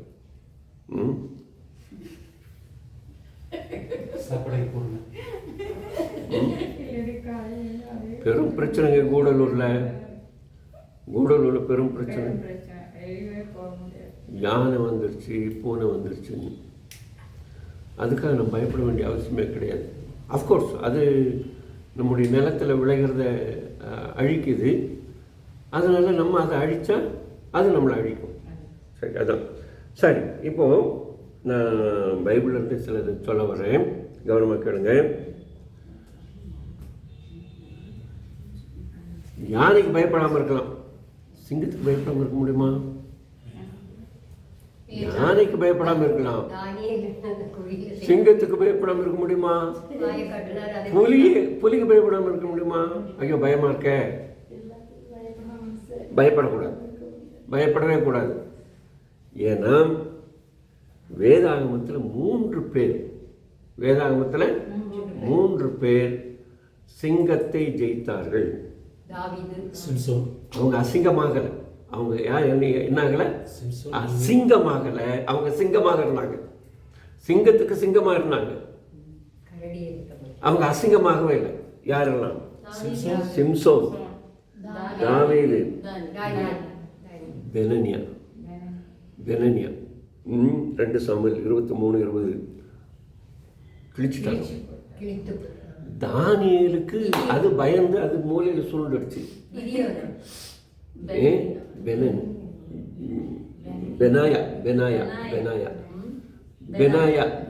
பெனாயா 2 சாமுவேல் அம்மா இவட 2 சாமுவேல் 23:20 வீட்டில் போய் படித்தோம். 20. சரி, இப்போ இந்த 3 பேரும் சிங்கத்தின் வாயை கிழித்தார்கள். ஆனால் தானியேல் ஒன்றுமே செய்யலை. தானியேலையும் அது ஒன்றும் செய்யலை. அது ஓரமாக ஒதுக்கப்படுத்துருச்சு. தானியேலை பார்த்த உடனே அது பயம். தானியேலை பார்த்த உடனே சிங்கத்துக்கு பயம். அதனால் இந்த 3 பேர் சிங்கத்தோடு சண்டை செய்து போர் செய்து சிங்கத்தை வென்றார்கள். இவங்க மாதிரி வேறு பேர் இருந்திருக்கலாம், வேறு பேர்களும் இருந்திருக்கலாம். ஆனால் இவங்க 3 பேர் தான் நமக்கு கொடுக்கப்பட்டிருக்கு. அதனால் இது சரி.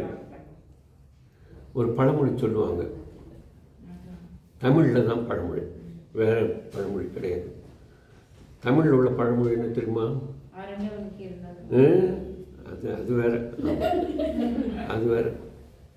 பாம்பை கண்டால் படையே தொடை நடுங்கும், படையே தொடை நடுங்கும்.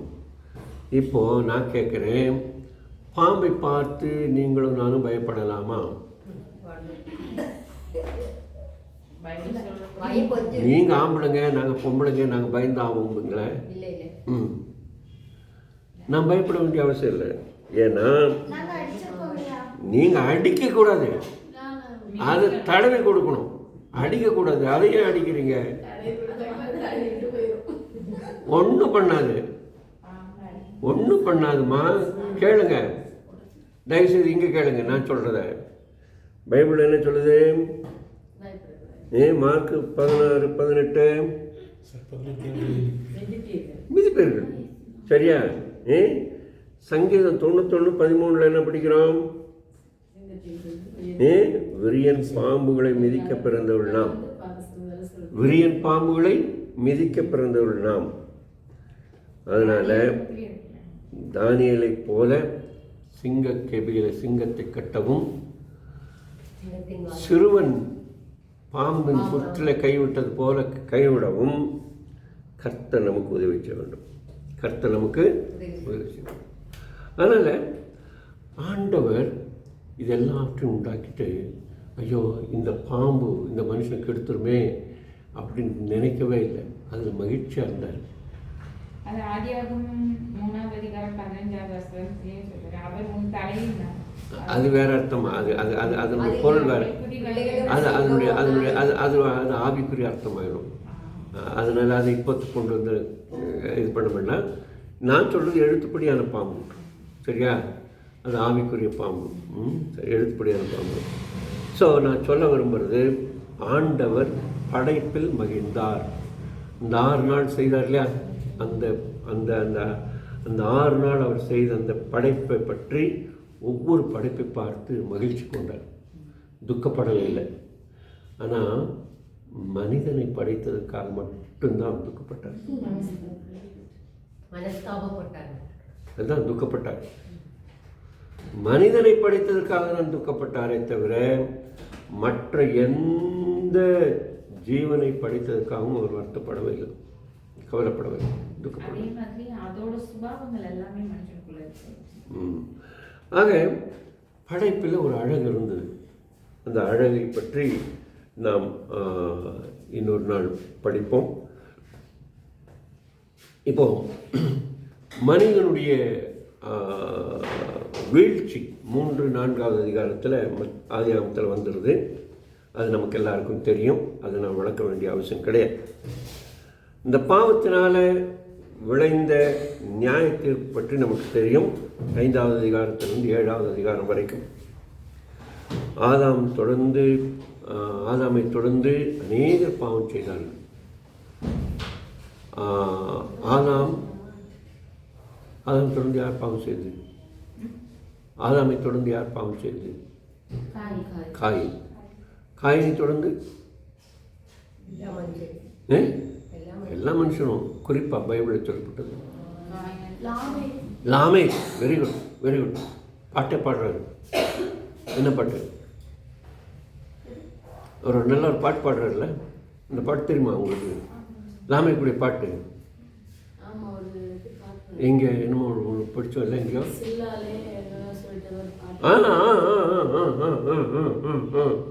ஆதாளே சில்லாளே எனக்கு காயம் உண்டாக அப்படின்னு சொல்லுவார். ரைட். ஸோ இப்போ இந்த மனிதனுடைய பாவம் தொடர்ந்து வருகிறது. இதனால் தேவ கிருபையை இழக்கிறார்கள். இப்போ இந்த நாட்களில் மனிதர்கள் அதிகமாக பெருகினார்கள். தெரிஞ்சுக்கிடுங்க, மனிதர்கள் இன்னைக்கு எத்தனை கோடி பேர் இருக்காங்க, அதே மாதிரி அந்த நாட்டிலும் அத்தனை கோடி பேர் இருந்திருக்காங்க. இன்னைக்கு எல்லாருக்கும் 6லையும் சாவு 100லையும் சாவு எப்போ வேணால் வரும். ஆனால் அன்றைக்கு அப்படி அல்ல, எல்லாம் 1000 ஆண்டுகள் வாழ்ந்தாங்க. சரிங்களா? இந்த பெருவெள்ளத்துக்கு பிறகுதான் 100 வருஷம் போதுன்ட்டார் ஆண்டவர். 120 வருஷம். ஆனால் அது அப்படியே குறைஞ்சு 70 வருஷம். கொஞ்சம் பலம் இருந்துச்சுன்னா 80, அவ்வளோதான். அதுக்கு மேலே வேண்டாம், உயிர் வாழாதுங்கன்ட்டாங்க ஆண்டவர். உயிர் வாழ்ந்த பிரயோஜனம் இல்லை. ஸோ இப்போது இன்றைக்கு என்ன மக்கள் தொகை இருக்குதோ அதே போல தான் பெருவெள்ளத்துக்கு முன்பும் மக்கள் எண்ணிக்கை இருந்திருக்கக்கூடும்.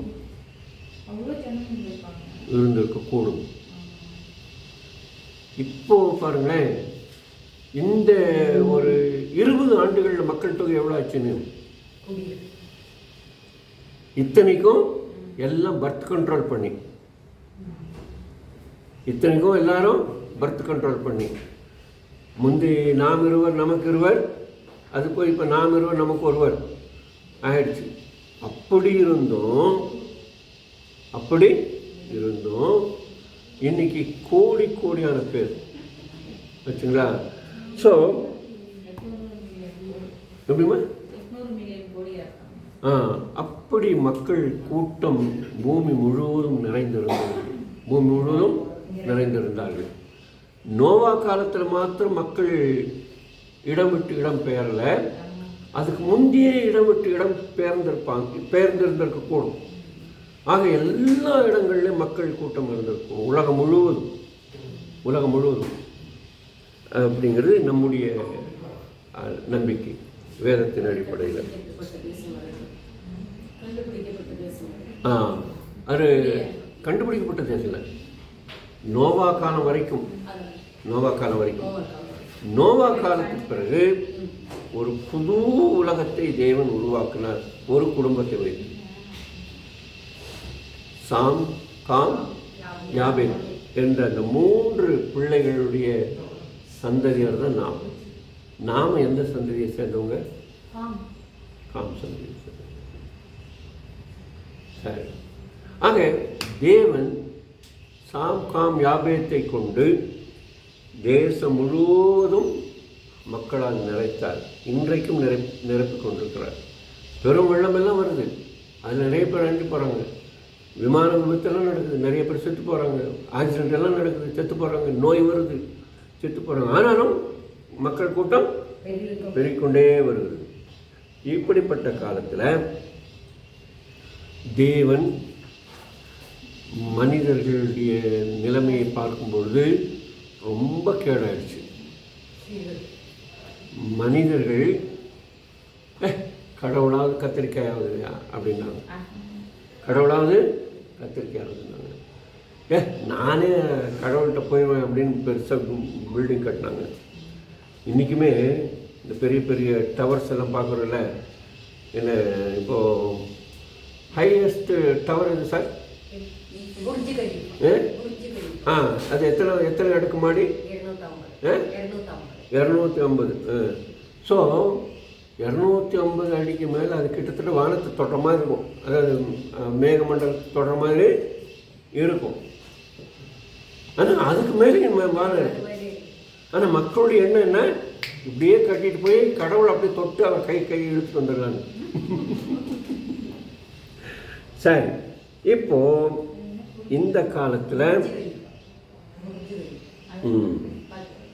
அதெல்லாம் அரேபியன் கண்ட்ரீஸில் இருக்குமா? துபாயில் இருக்கு. ஸோ தேவன் மக்கள் எல்லாம் ஒரே மொழி பேசிட்டு இருந்தாங்க. இப்போ கூட மொழி வந்து ஒரு காரணம். மக்கள் இந்த மாதிரி பெரிய பெரிய கோபுரம் கட்டுறதுக்கு எப்படியாவது அரபிக் கண்ட்ரீஸில் போய் அரபியை படிச்சிருவாங்க. படிக்கிறதுக்கான வாய்ப்புகள்லாம் வந்துடுச்சு. உங்களுக்கு தெரியாத மொழியெல்லாம் இப்போ தெரிஞ்சுக்கலாம் ஏஐ மூலமாக. ஸோ அந்த மாதிரி ஒரு காலகட்டத்தில் நம்ம இருக்கிறோம். சரி, எனவே அந்த காலத்தில் கடவுள் வந்து மனிதன் தன்னுடைய புகழுக்காய் கட்டுகிறானே, கடவுளை மறந்து விட்டானேங்கிறதுனால இவனுக்கு இருக்கிற பிரச்சனை என்ன?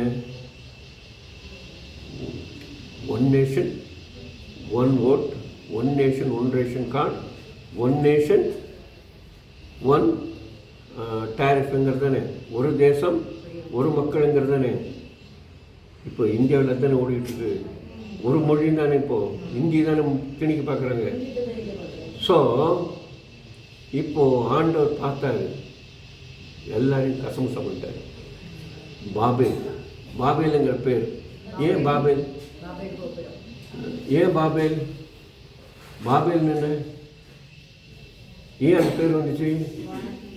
படானாங்க எல்லாருமே படானாங்க. நம்ம சில நேரங்களில் நம்ம பெந்தேகோஸ்தே சர்ச்சில் அந்நிய பாஷை பேசுகிறோன்ட்டு படங்கிறாங்களே, அதே மாதிரி படனாங்க. அதுதான் அந்த பாபேல் பிரிய வைத்தாங்க. ஆனால் பாஷையை ஆண்டவர் சேர்த்து வச்சார். எங்கே? அதுவும் இருக்குல்ல. எவ்வளோ ஏது தேசத்துலையா? ஐயோ மறந்து போயோம். எந்த இது வேற யாருக்கேனும் அறியோ? பிரிஞ்சது பாபேல் கோபுரம். சரி, இணைஞ்சது எங்க? இஸ்ரவேல் நாட்டில் உள்ள எருசலேமில் பெந்தேகோஸ்தே நாடில். இஸ்ரவேல் நாட்டில் சொல்லுங்க, இஸ்ரவேல் நாட்டில் எருசலேம் நகரத்தில் பெந்தேகோஸ்தே நாளில் எல்லாரும் அவரவர் தாய்மொழியில் பேசினாங்க. 120 தேசத்தை சேர்ந்தவர்கள் ஒவ்வொருத்தரும் ஒவ்வொரு பாஷையில் பேசிட்டு இருந்திருப்பாங்க. யூத மதத்தை சார்ந்தவர்கள் இருந்தார்கள், மதத்தவரும் இருந்தார்கள். யூத மதத்தை சேர்ந்தவர்கள் யாரும், யூதர்கள் யாரும்? யூத மார்க்கத்துக்கு வந்தவர்கள்.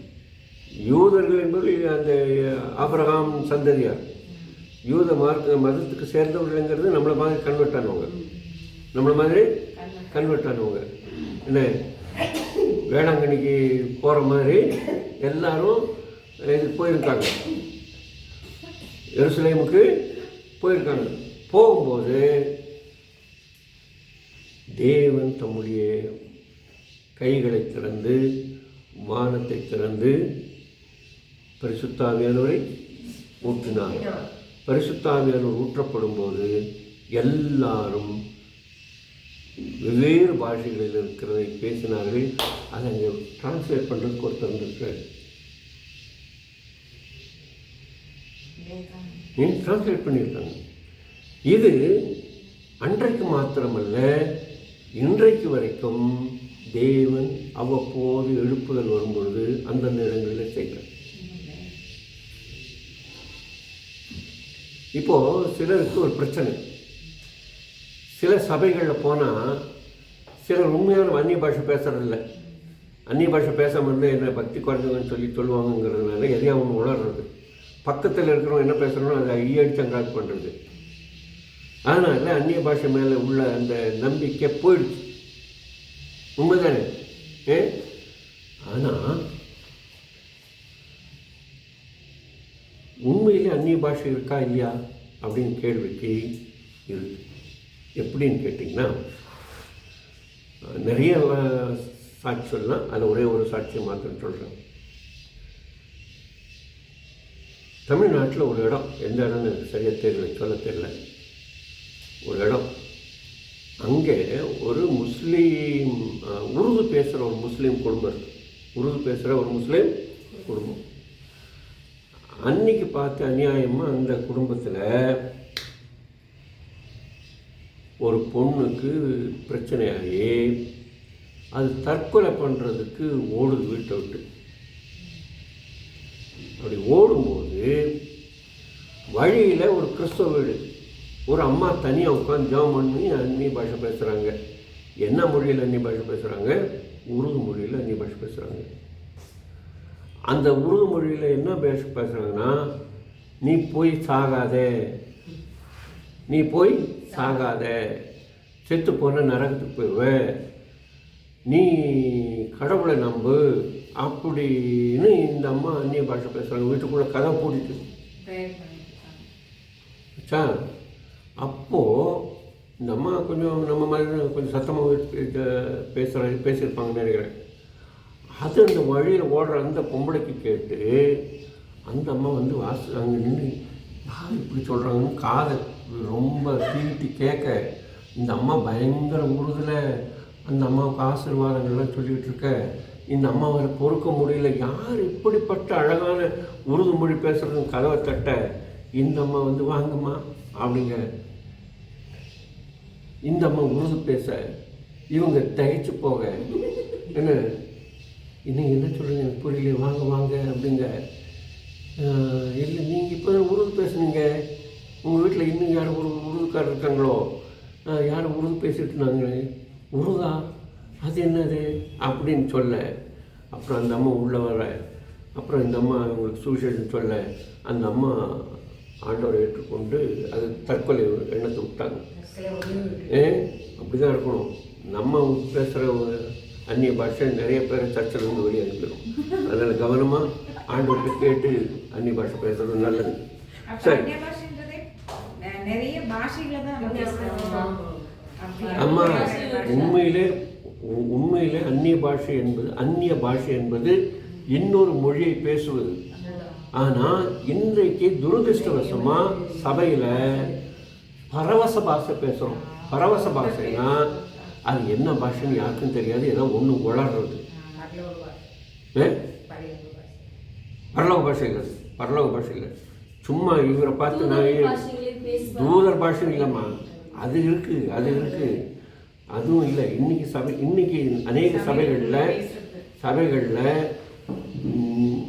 மாஸ்டர் வந்து தலையில் கை வச்சுட்டு வரும்போது நீங்கள் அந்நிய பாஷை பேசலைன்னா தலையை தட்டுவார். நீங்கள் பேசணும். ஆச்சா, உங்கள் சர்ச்சில் நடக்குது நான் சொல்கிறேன், நான் வேறு சர்ச்சில் நடக்க சொல்கிறேன். தட்டுவார். இவர் பார்ப்பார், என்ன சொல்லுவார், நீ உனக்கு அந்நிய பாஷை வரலையா? வரும் ஒன்று தோத்தணும் சொல்லும் பாரு. இவருக்கு வெட்கம் வந்துடும். என்னடா எல்லாரும் அந்நிய பாஷை பேசுகிறோம், நான் அந்நிய பாஷை பேசுகிறேன்னு சொல்லி இவர் பக்கத்தில் இருக்கிற எதை உளர்றதை கேட்பார். அதை அப்படியே ஏற்றாங்க பண்ணுவார். உண்மை தானே சார்? ஆமாங்க பாருங்கள், இவர் அப்படி தான் செஞ்சுருக்கிறான்னு நினைக்கிறேன். சரி, இப்போ நான் அந்நிய பாஷை பற்றி குறை சொல்ல. அந்நிய பாஷை என்பது உண்டு. அதை அநேகர் தவறாக பயன்படுத்துகிறார்கள். ஆனால் உண்மையான அந்நிய பாஷை பேசினால் அதனால் ஏதோ ஒரு நன்மை நடக்கும். ஏன்னா உண்மையான அந்நிய பாஷை பேசினதுனால தான் 120 பேர் அன்றைக்கு ஒரு நாள் ரட்சிக்கப்பட்டாங்க. 120 பேர் பேசின அந்த அந்நிய பாஷைகள் தான் 3000 பேர் ரட்சிக்கப்பட்டாங்க. அந்த 120 பேர் பேசின அந்த உண்மையான அந்நிய பாஷையினால 3000 பேர் ரட்சிக்கப்பட்டாங்க. அப்படி ரட்சிக்கப்பட்டாங்களே இன்னைக்கு சபை விட்டு ஓடிதான் போகிறாங்க. அதனால் கவனமாக இருக்கணும். சரி, ஆக மொழி இணைக்கப்படும், மொழி சிதைக்கப்படும். மொழி சிதைந்தது, மொழி இணைந்தது. மொழி இணைத்தது என்று நாம் சொல்ல வேண்டும்.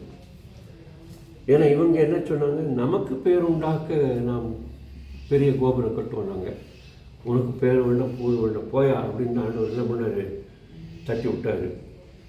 இப்போ தேவநாம மகிமைப்பட வேண்டும். ஆண்டவர் பாஷை கொடுத்தாரு, ரட்சிக்கப்பட்டாங்க. ஒரு முறை 3000 பேர், அடுத்த முறை 5000 பேர், அப்புறம் எண்ணுக்கடங்காதவர்களெல்லாம் பேசினார்கள். ஆக நான் சொன்ன மாதிரி ஆதியாகமம் 10வது அதிகாரத்தில் மொழி பிரிந்தது. அப்போஸ்தலர் 2வது அதிகாரத்தில் மொழிகள் இணைந்தது. இன்னைக்கு முடிச்சிருவோமா? கொஞ்சம் நேரம். முற்பிதாக்களின் காலம் என்னம்மா? முற்பிதாக்களின் காலம் முடிச்சிட்ட உடனே முடிச்சிருவோம். முற்பிதாக்களின் காலம்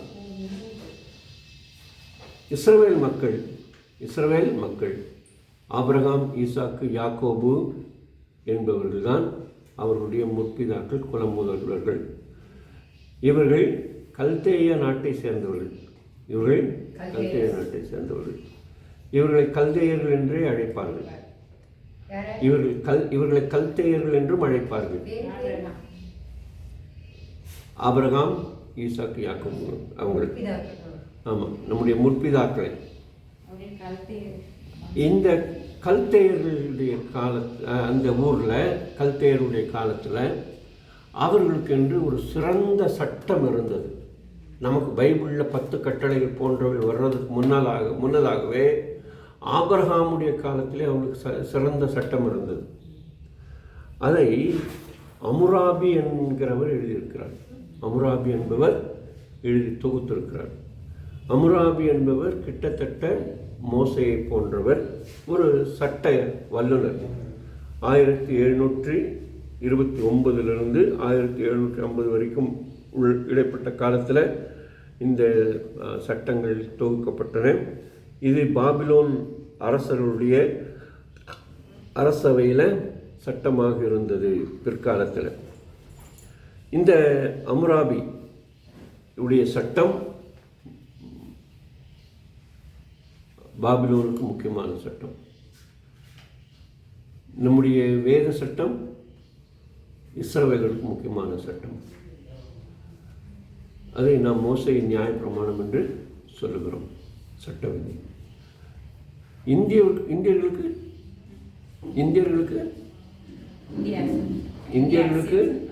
அரசியல் சட்டம் இல்லை. இந்தியர்களுக்கு, அதாவது இந்துக்களுக்கு மனு தர்மம் அல்லது மனு சாஸ்திரம் என்பது ஒரு சட்ட புத்தகம்.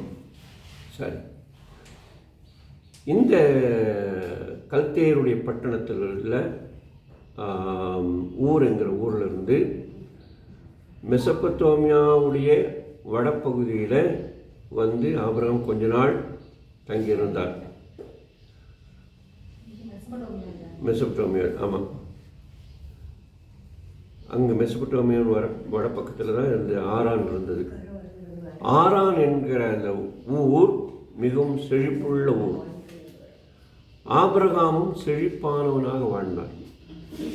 ஆபிரகாமுடைய செல்வத்தை நாம் கணக்கு போட இயலாது. அவ்வளவு செல்வம் இருந்தது. அவ்வளவு இருந்தது. பூமி தாங்கதான். தேவன் ஆபிரகாமை 12வது அதிகாரத்தில் அழைத்தார். அதுக்கு பிறகு ஆபிரகாமுடைய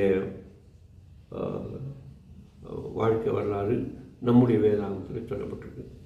முதல் 75 ஆண்டுகள் அவன் என்ன செய்து கொண்டிருந்தான்? அவன் விக்கிரக ஆராதனைக்காரனாக இருந்தான். அவர் விக்கிரக ஆராதனைக்காரனாக இருந்தார். யோசுவாவின் புஸ்தகம் 24வது அதிகாரம் 1வது வசனத்தில் ஆபிரகாம் விக்கிரக ஆராதனை செய்து கொண்டிருந்தார் என்று சொல்லப்பட்டிருக்கிறது. இந்த ஆபிரகாமுக்கு ஒரு பெரும் போர்ப்படை ஒன்று இருந்தது. கிட்டத்தட்ட 350 பேர் அடங்கிய போர்ப்படை ஒன்று இருந்தது. அதை வைத்து கொண்டு அவன் ஒரு இடத்திலே தங்காதபடி என்ன சொல்றது, பரதேசியாய் தங்கி கொண்டிருந்தார். ஆமாம், ஊராக சென்று கொண்டிருந்தார்.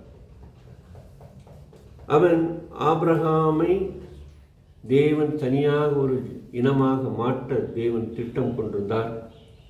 அதற்கு தடையாக அவனுடைய சகோதரனுடைய மகன் இருந்தார். அவரையும் தேவன் அவரிடத்திலிருந்து பிரித்து ஆபிரகாமை மட்டும் தெரிந்து செய்து அவரை ஆசீர்வதித்து அவருக்கு நிறைய செல்வ செழிப்புகளை கொடுத்தார். ஆபிரகாமுடைய சொத்து என்று சொல்லும் பொழுது ஆபிரகாமுக்கு கால்நடைகள், ஆடு மாடுகள் இருந்தன, பொன் வெள்ளி இருந்தன, வேலைக்காரிகள் இருந்தார்கள். ஆபிரகாமுக்கு கழுதைகள் இருந்தன, ஒட்டகங்கள் இருந்தன. ஆபிரகாமுக்கு கழுதைகள் இருந்தன, ஒட்டகங்கள் இருந்தன. அதனால தான் அவர் கல்லறையே விலை கொடுத்து வாங்கினார், பெரும் பணக்காரர் இருந்ததுனால. ஆபிரகாம் இன்றைக்கு நான் ஏற்கனவே சொன்னது போல, கொஞ்ச நேரத்துக்கு முன்னால் சொன்னது போல, பாக்தாத் நகர் இருக்கு இல்லையா, பாக்தாத் நகர், அந்த பாக்தாத் நகருக்கு தெற்கே சுமார் 300 கிலோமீட்டர் தொலைவில் அமைந்துள்ள ஊராகிய ஊரிலிருந்து தேவன் அவரை தெரிந்து கொள்கிறார். 300 கிலோமீட்டர் தொலைவு, பாக்தாத்துக்கு 300 கிலோமீட்டர் தொலைவில். அதாவது இன்றைய ஈராக், பழைய பாபிலோன், மெசொப்பொத்தேமியாவின் தெற்கில் இருந்தது. இதை பழைய பாபிலோன் என்று சொல்லுவார்கள். இந்த பாபிலோன் கல்வியில் சிறந்த ஊராக இருந்தது. அதனால் ஆபிரகாம் கல்வி கற்றிருந்திருக்கக்கூடும். அந்த நாட்களில் பாபிலோன் கல்வியில் கல்வி கற்றிருந்திருக்க கூடும். இன்றைக்கி உள்ள கணக்கு வச்சு பார்க்கக்கூடாதுமா. இன்றைக்கி வசதியாக இருக்கிறவங்க படிக்கணுங்கிறதுலாம் இல்லை. சரி. அது மாத்திரமல்ல, அவர் விக்கிரக ஆராதனைக்காரர் மாத்திரம் இல்லை, அவருடைய தகப்பனார் விக்கிரகங்களை செய்து விற்கிறவராக இருந்தார். அதை ஆபிரகாமும் செய்திருந்தார். சரி, இந்த பாக்தாத்தில் கப்பல் துறைமுகம் கட்டும் ஒரு இடமும் இருந்தது, அந்த துறைமுகம். அதனால் இவர் அந்த எல்லாம் அறிந்திருந்தார். அதனால் இவர் ஒரு கப்பலில் தான் பயணப்பட்டு இந்த ஆற்றை கடந்து வந்திருக்கலாம் என்று நம்பப்படுகிறது. நான் ஏற்கனவே சொன்னது போல் அங்கே அம்ராபி கோட் இருந்தது என்பதை நாம் அறிந்திருக்கிறோம். கடவுள் ஆபிரகாமோடு உடன்படிக்கை செய்து அவனை பெரிய ஜாதியாக்குவேன் என்று சொன்னார். அவனுடைய பெயரை பெருமைப்படுத்துவதாக சொன்னார். அந்த தேசத்தை அவருக்கு கொடுப்பதாக சொன்னார். பாலும் தேனும் ஓடுகிற தேசம், பாலும் தேனும் ஓடுகிற தேசம். பாலும் தேன் மூடுமா? அந்த அளவுக்கு செழிப்பா இருக்கும். செழிப்பானதை செழிப்பு. உண்மையிலே பாலும் தேன் ஓடுது. எப்படி என்றால், நான் ஏற்கனவே உங்களுக்கு எல்லாம் சொல்லி கொடுத்துருக்கேன்னு நினைக்கிறேன். ஞாபகப்படுத்துங்க. நிறைய ஆடு இருந்தது, மாடு இருந்தது, ஒட்டகமும் இருந்தது. இவங்க வீட்டில் வேலைக்காரங்களும் இருந்தாங்க. இந்த ஆடு மாடுங்களுடைய பாலை கறக்காமல் விட்டிங்கன்னா அந்த ஆடு மாடுடைய இந்த மடி அது புண்ணாயிடும், வீக்கமாயிடும். அது சரி பண்ண முடியாது. அதனால் அவங்க பாலை கறந்து ஆற்றுல ஊற்றுல அப்படியே ஊற்றுவாங்க. அதை இந்த மிருகங்களே குடிக்கும்படி செய்வாங்க. ஏன்னா இந்த நாட்கள் மாதிரி இல்லை, யாரும் வேண்டியவங்க எனக்கு கொடுங்கன்னு சொல்லி கையாந்து இருக்க முடியாது. அதனால் அப்படி ஊற்றுவாங்க.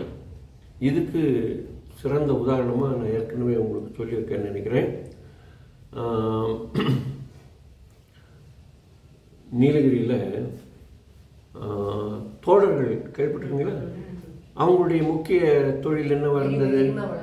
எருமை வளர்ப்பு தான். விவசாயமே கிடையாது. விவசாயம் இப்போ சமீபமாக தான் செய்கிறாங்க.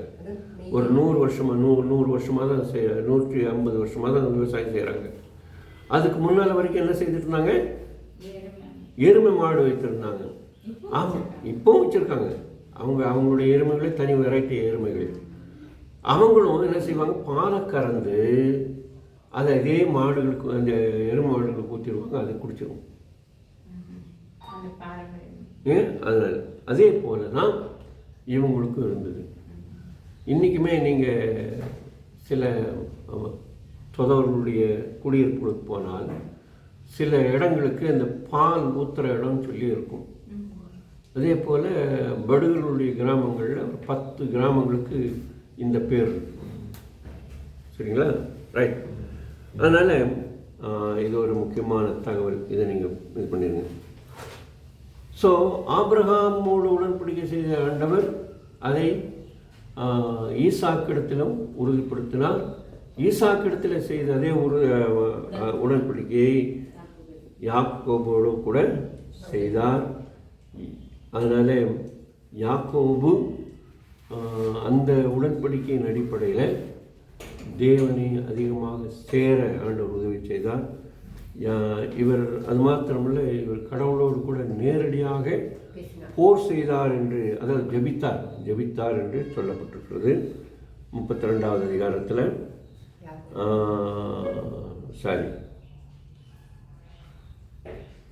யாக்கோபுடைய 12 பிள்ளைகள், அதில்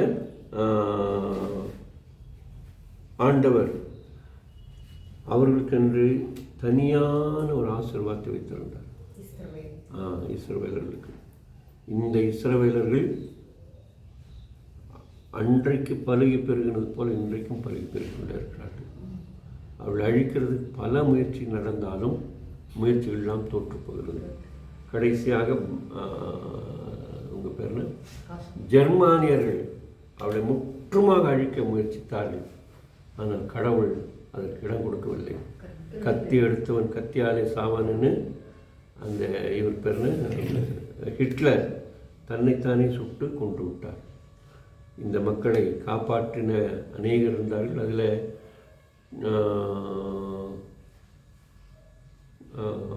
டென்பூம் என்ற ஒரு அம்மையார் இருந்தாங்க.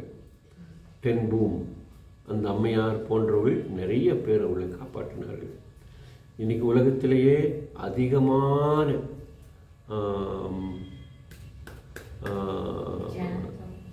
ஜனத்தொகையில் அதிகமான கல்வி அறிவு பெற்றவர்கள் எல்லா கண்டுபிடிப்புகளும் யூதர்களாலே கண்டுபிடிக்கப்பட்டவர்கள். யூதர்கள் என்று பொதுவாக சொல்கிறோம், இஸ்ரவேலர்களாலே. அது மாத்திரமல்ல, அவர்களுக்கு இருக்கிற போர் தந்திரமே தனி போர் தந்திரம். இன்றைக்கு நாம் பார்க்குறோம். இன்றைக்கு உலக நாடுகள் அப்படி பயப்படுகிறது. நோபல் பரிசு அதிகமாக அவங்க தான் வாங்கியிருக்காங்க. ஸோ இந்த மக்களை தேவன் வரலாற்றில் தெரிந்து கொண்டார். அவருடைய வரலாற்றை தான் வேதத்தின் அடிப்படையில் நாம் படிக்கப் போகிறோம். தொடர்ந்து மீதமுள்ள காலத்தை ஆண்டவருடைய கரங்களில் ஒப்பு கொடுத்து ஜெபிப்போம். அடுத்த வகுப்பில் வரும்போது யாத்ராகமத்திலிருந்து நாம் கற்றுக்கொள்கிறவங்களை நாம் கற்றுக்கொள்வோம். உங்களுக்கு தனியாக நோட்ஸ் டைப் பண்ணிகிட்ருக்கேன், தருவேன். நோட்ஸு கவனமாக படிங்க. இது உங்களுக்கு ஆசீர்வாதமாக இருக்கும். இன்றைக்கி வகுப்பு எப்படி இருந்துச்சு? நல்லா இருக்கும். நிறைய கற்றுக்கொள்ளும். என்ன கற்றுக்கொள்ளுங்க? ஏதாவது ஒன்று ரெண்டு சொல்லுங்கள். இப்போ நீங்கள் ஆபிரகாம கூட எங்கேருந்து ஊர் அப்படின்னு சொல்லிட்டு நம்ம சொன்னோம். அது இப்போ இருக்கிற ஈராக் அப்படின்னு சொல்லிட்டு ஹைதராபாத் ம். அந்த நதியை கடந்ததுனால தான் அவங்களுக்கு வந்து பேர் வந்தது. இதெல்லாம் வந்து எங்களுக்கு புதுது. சொல்லுங்கள், பழையவங்க சொல்லுங்கள். இவங்க புதியவங்க சொல்லிட்டாங்க, பழையவங்க சொல்லுங்கள். நீங்கள் என்ன படிச்சீங்கன்னு?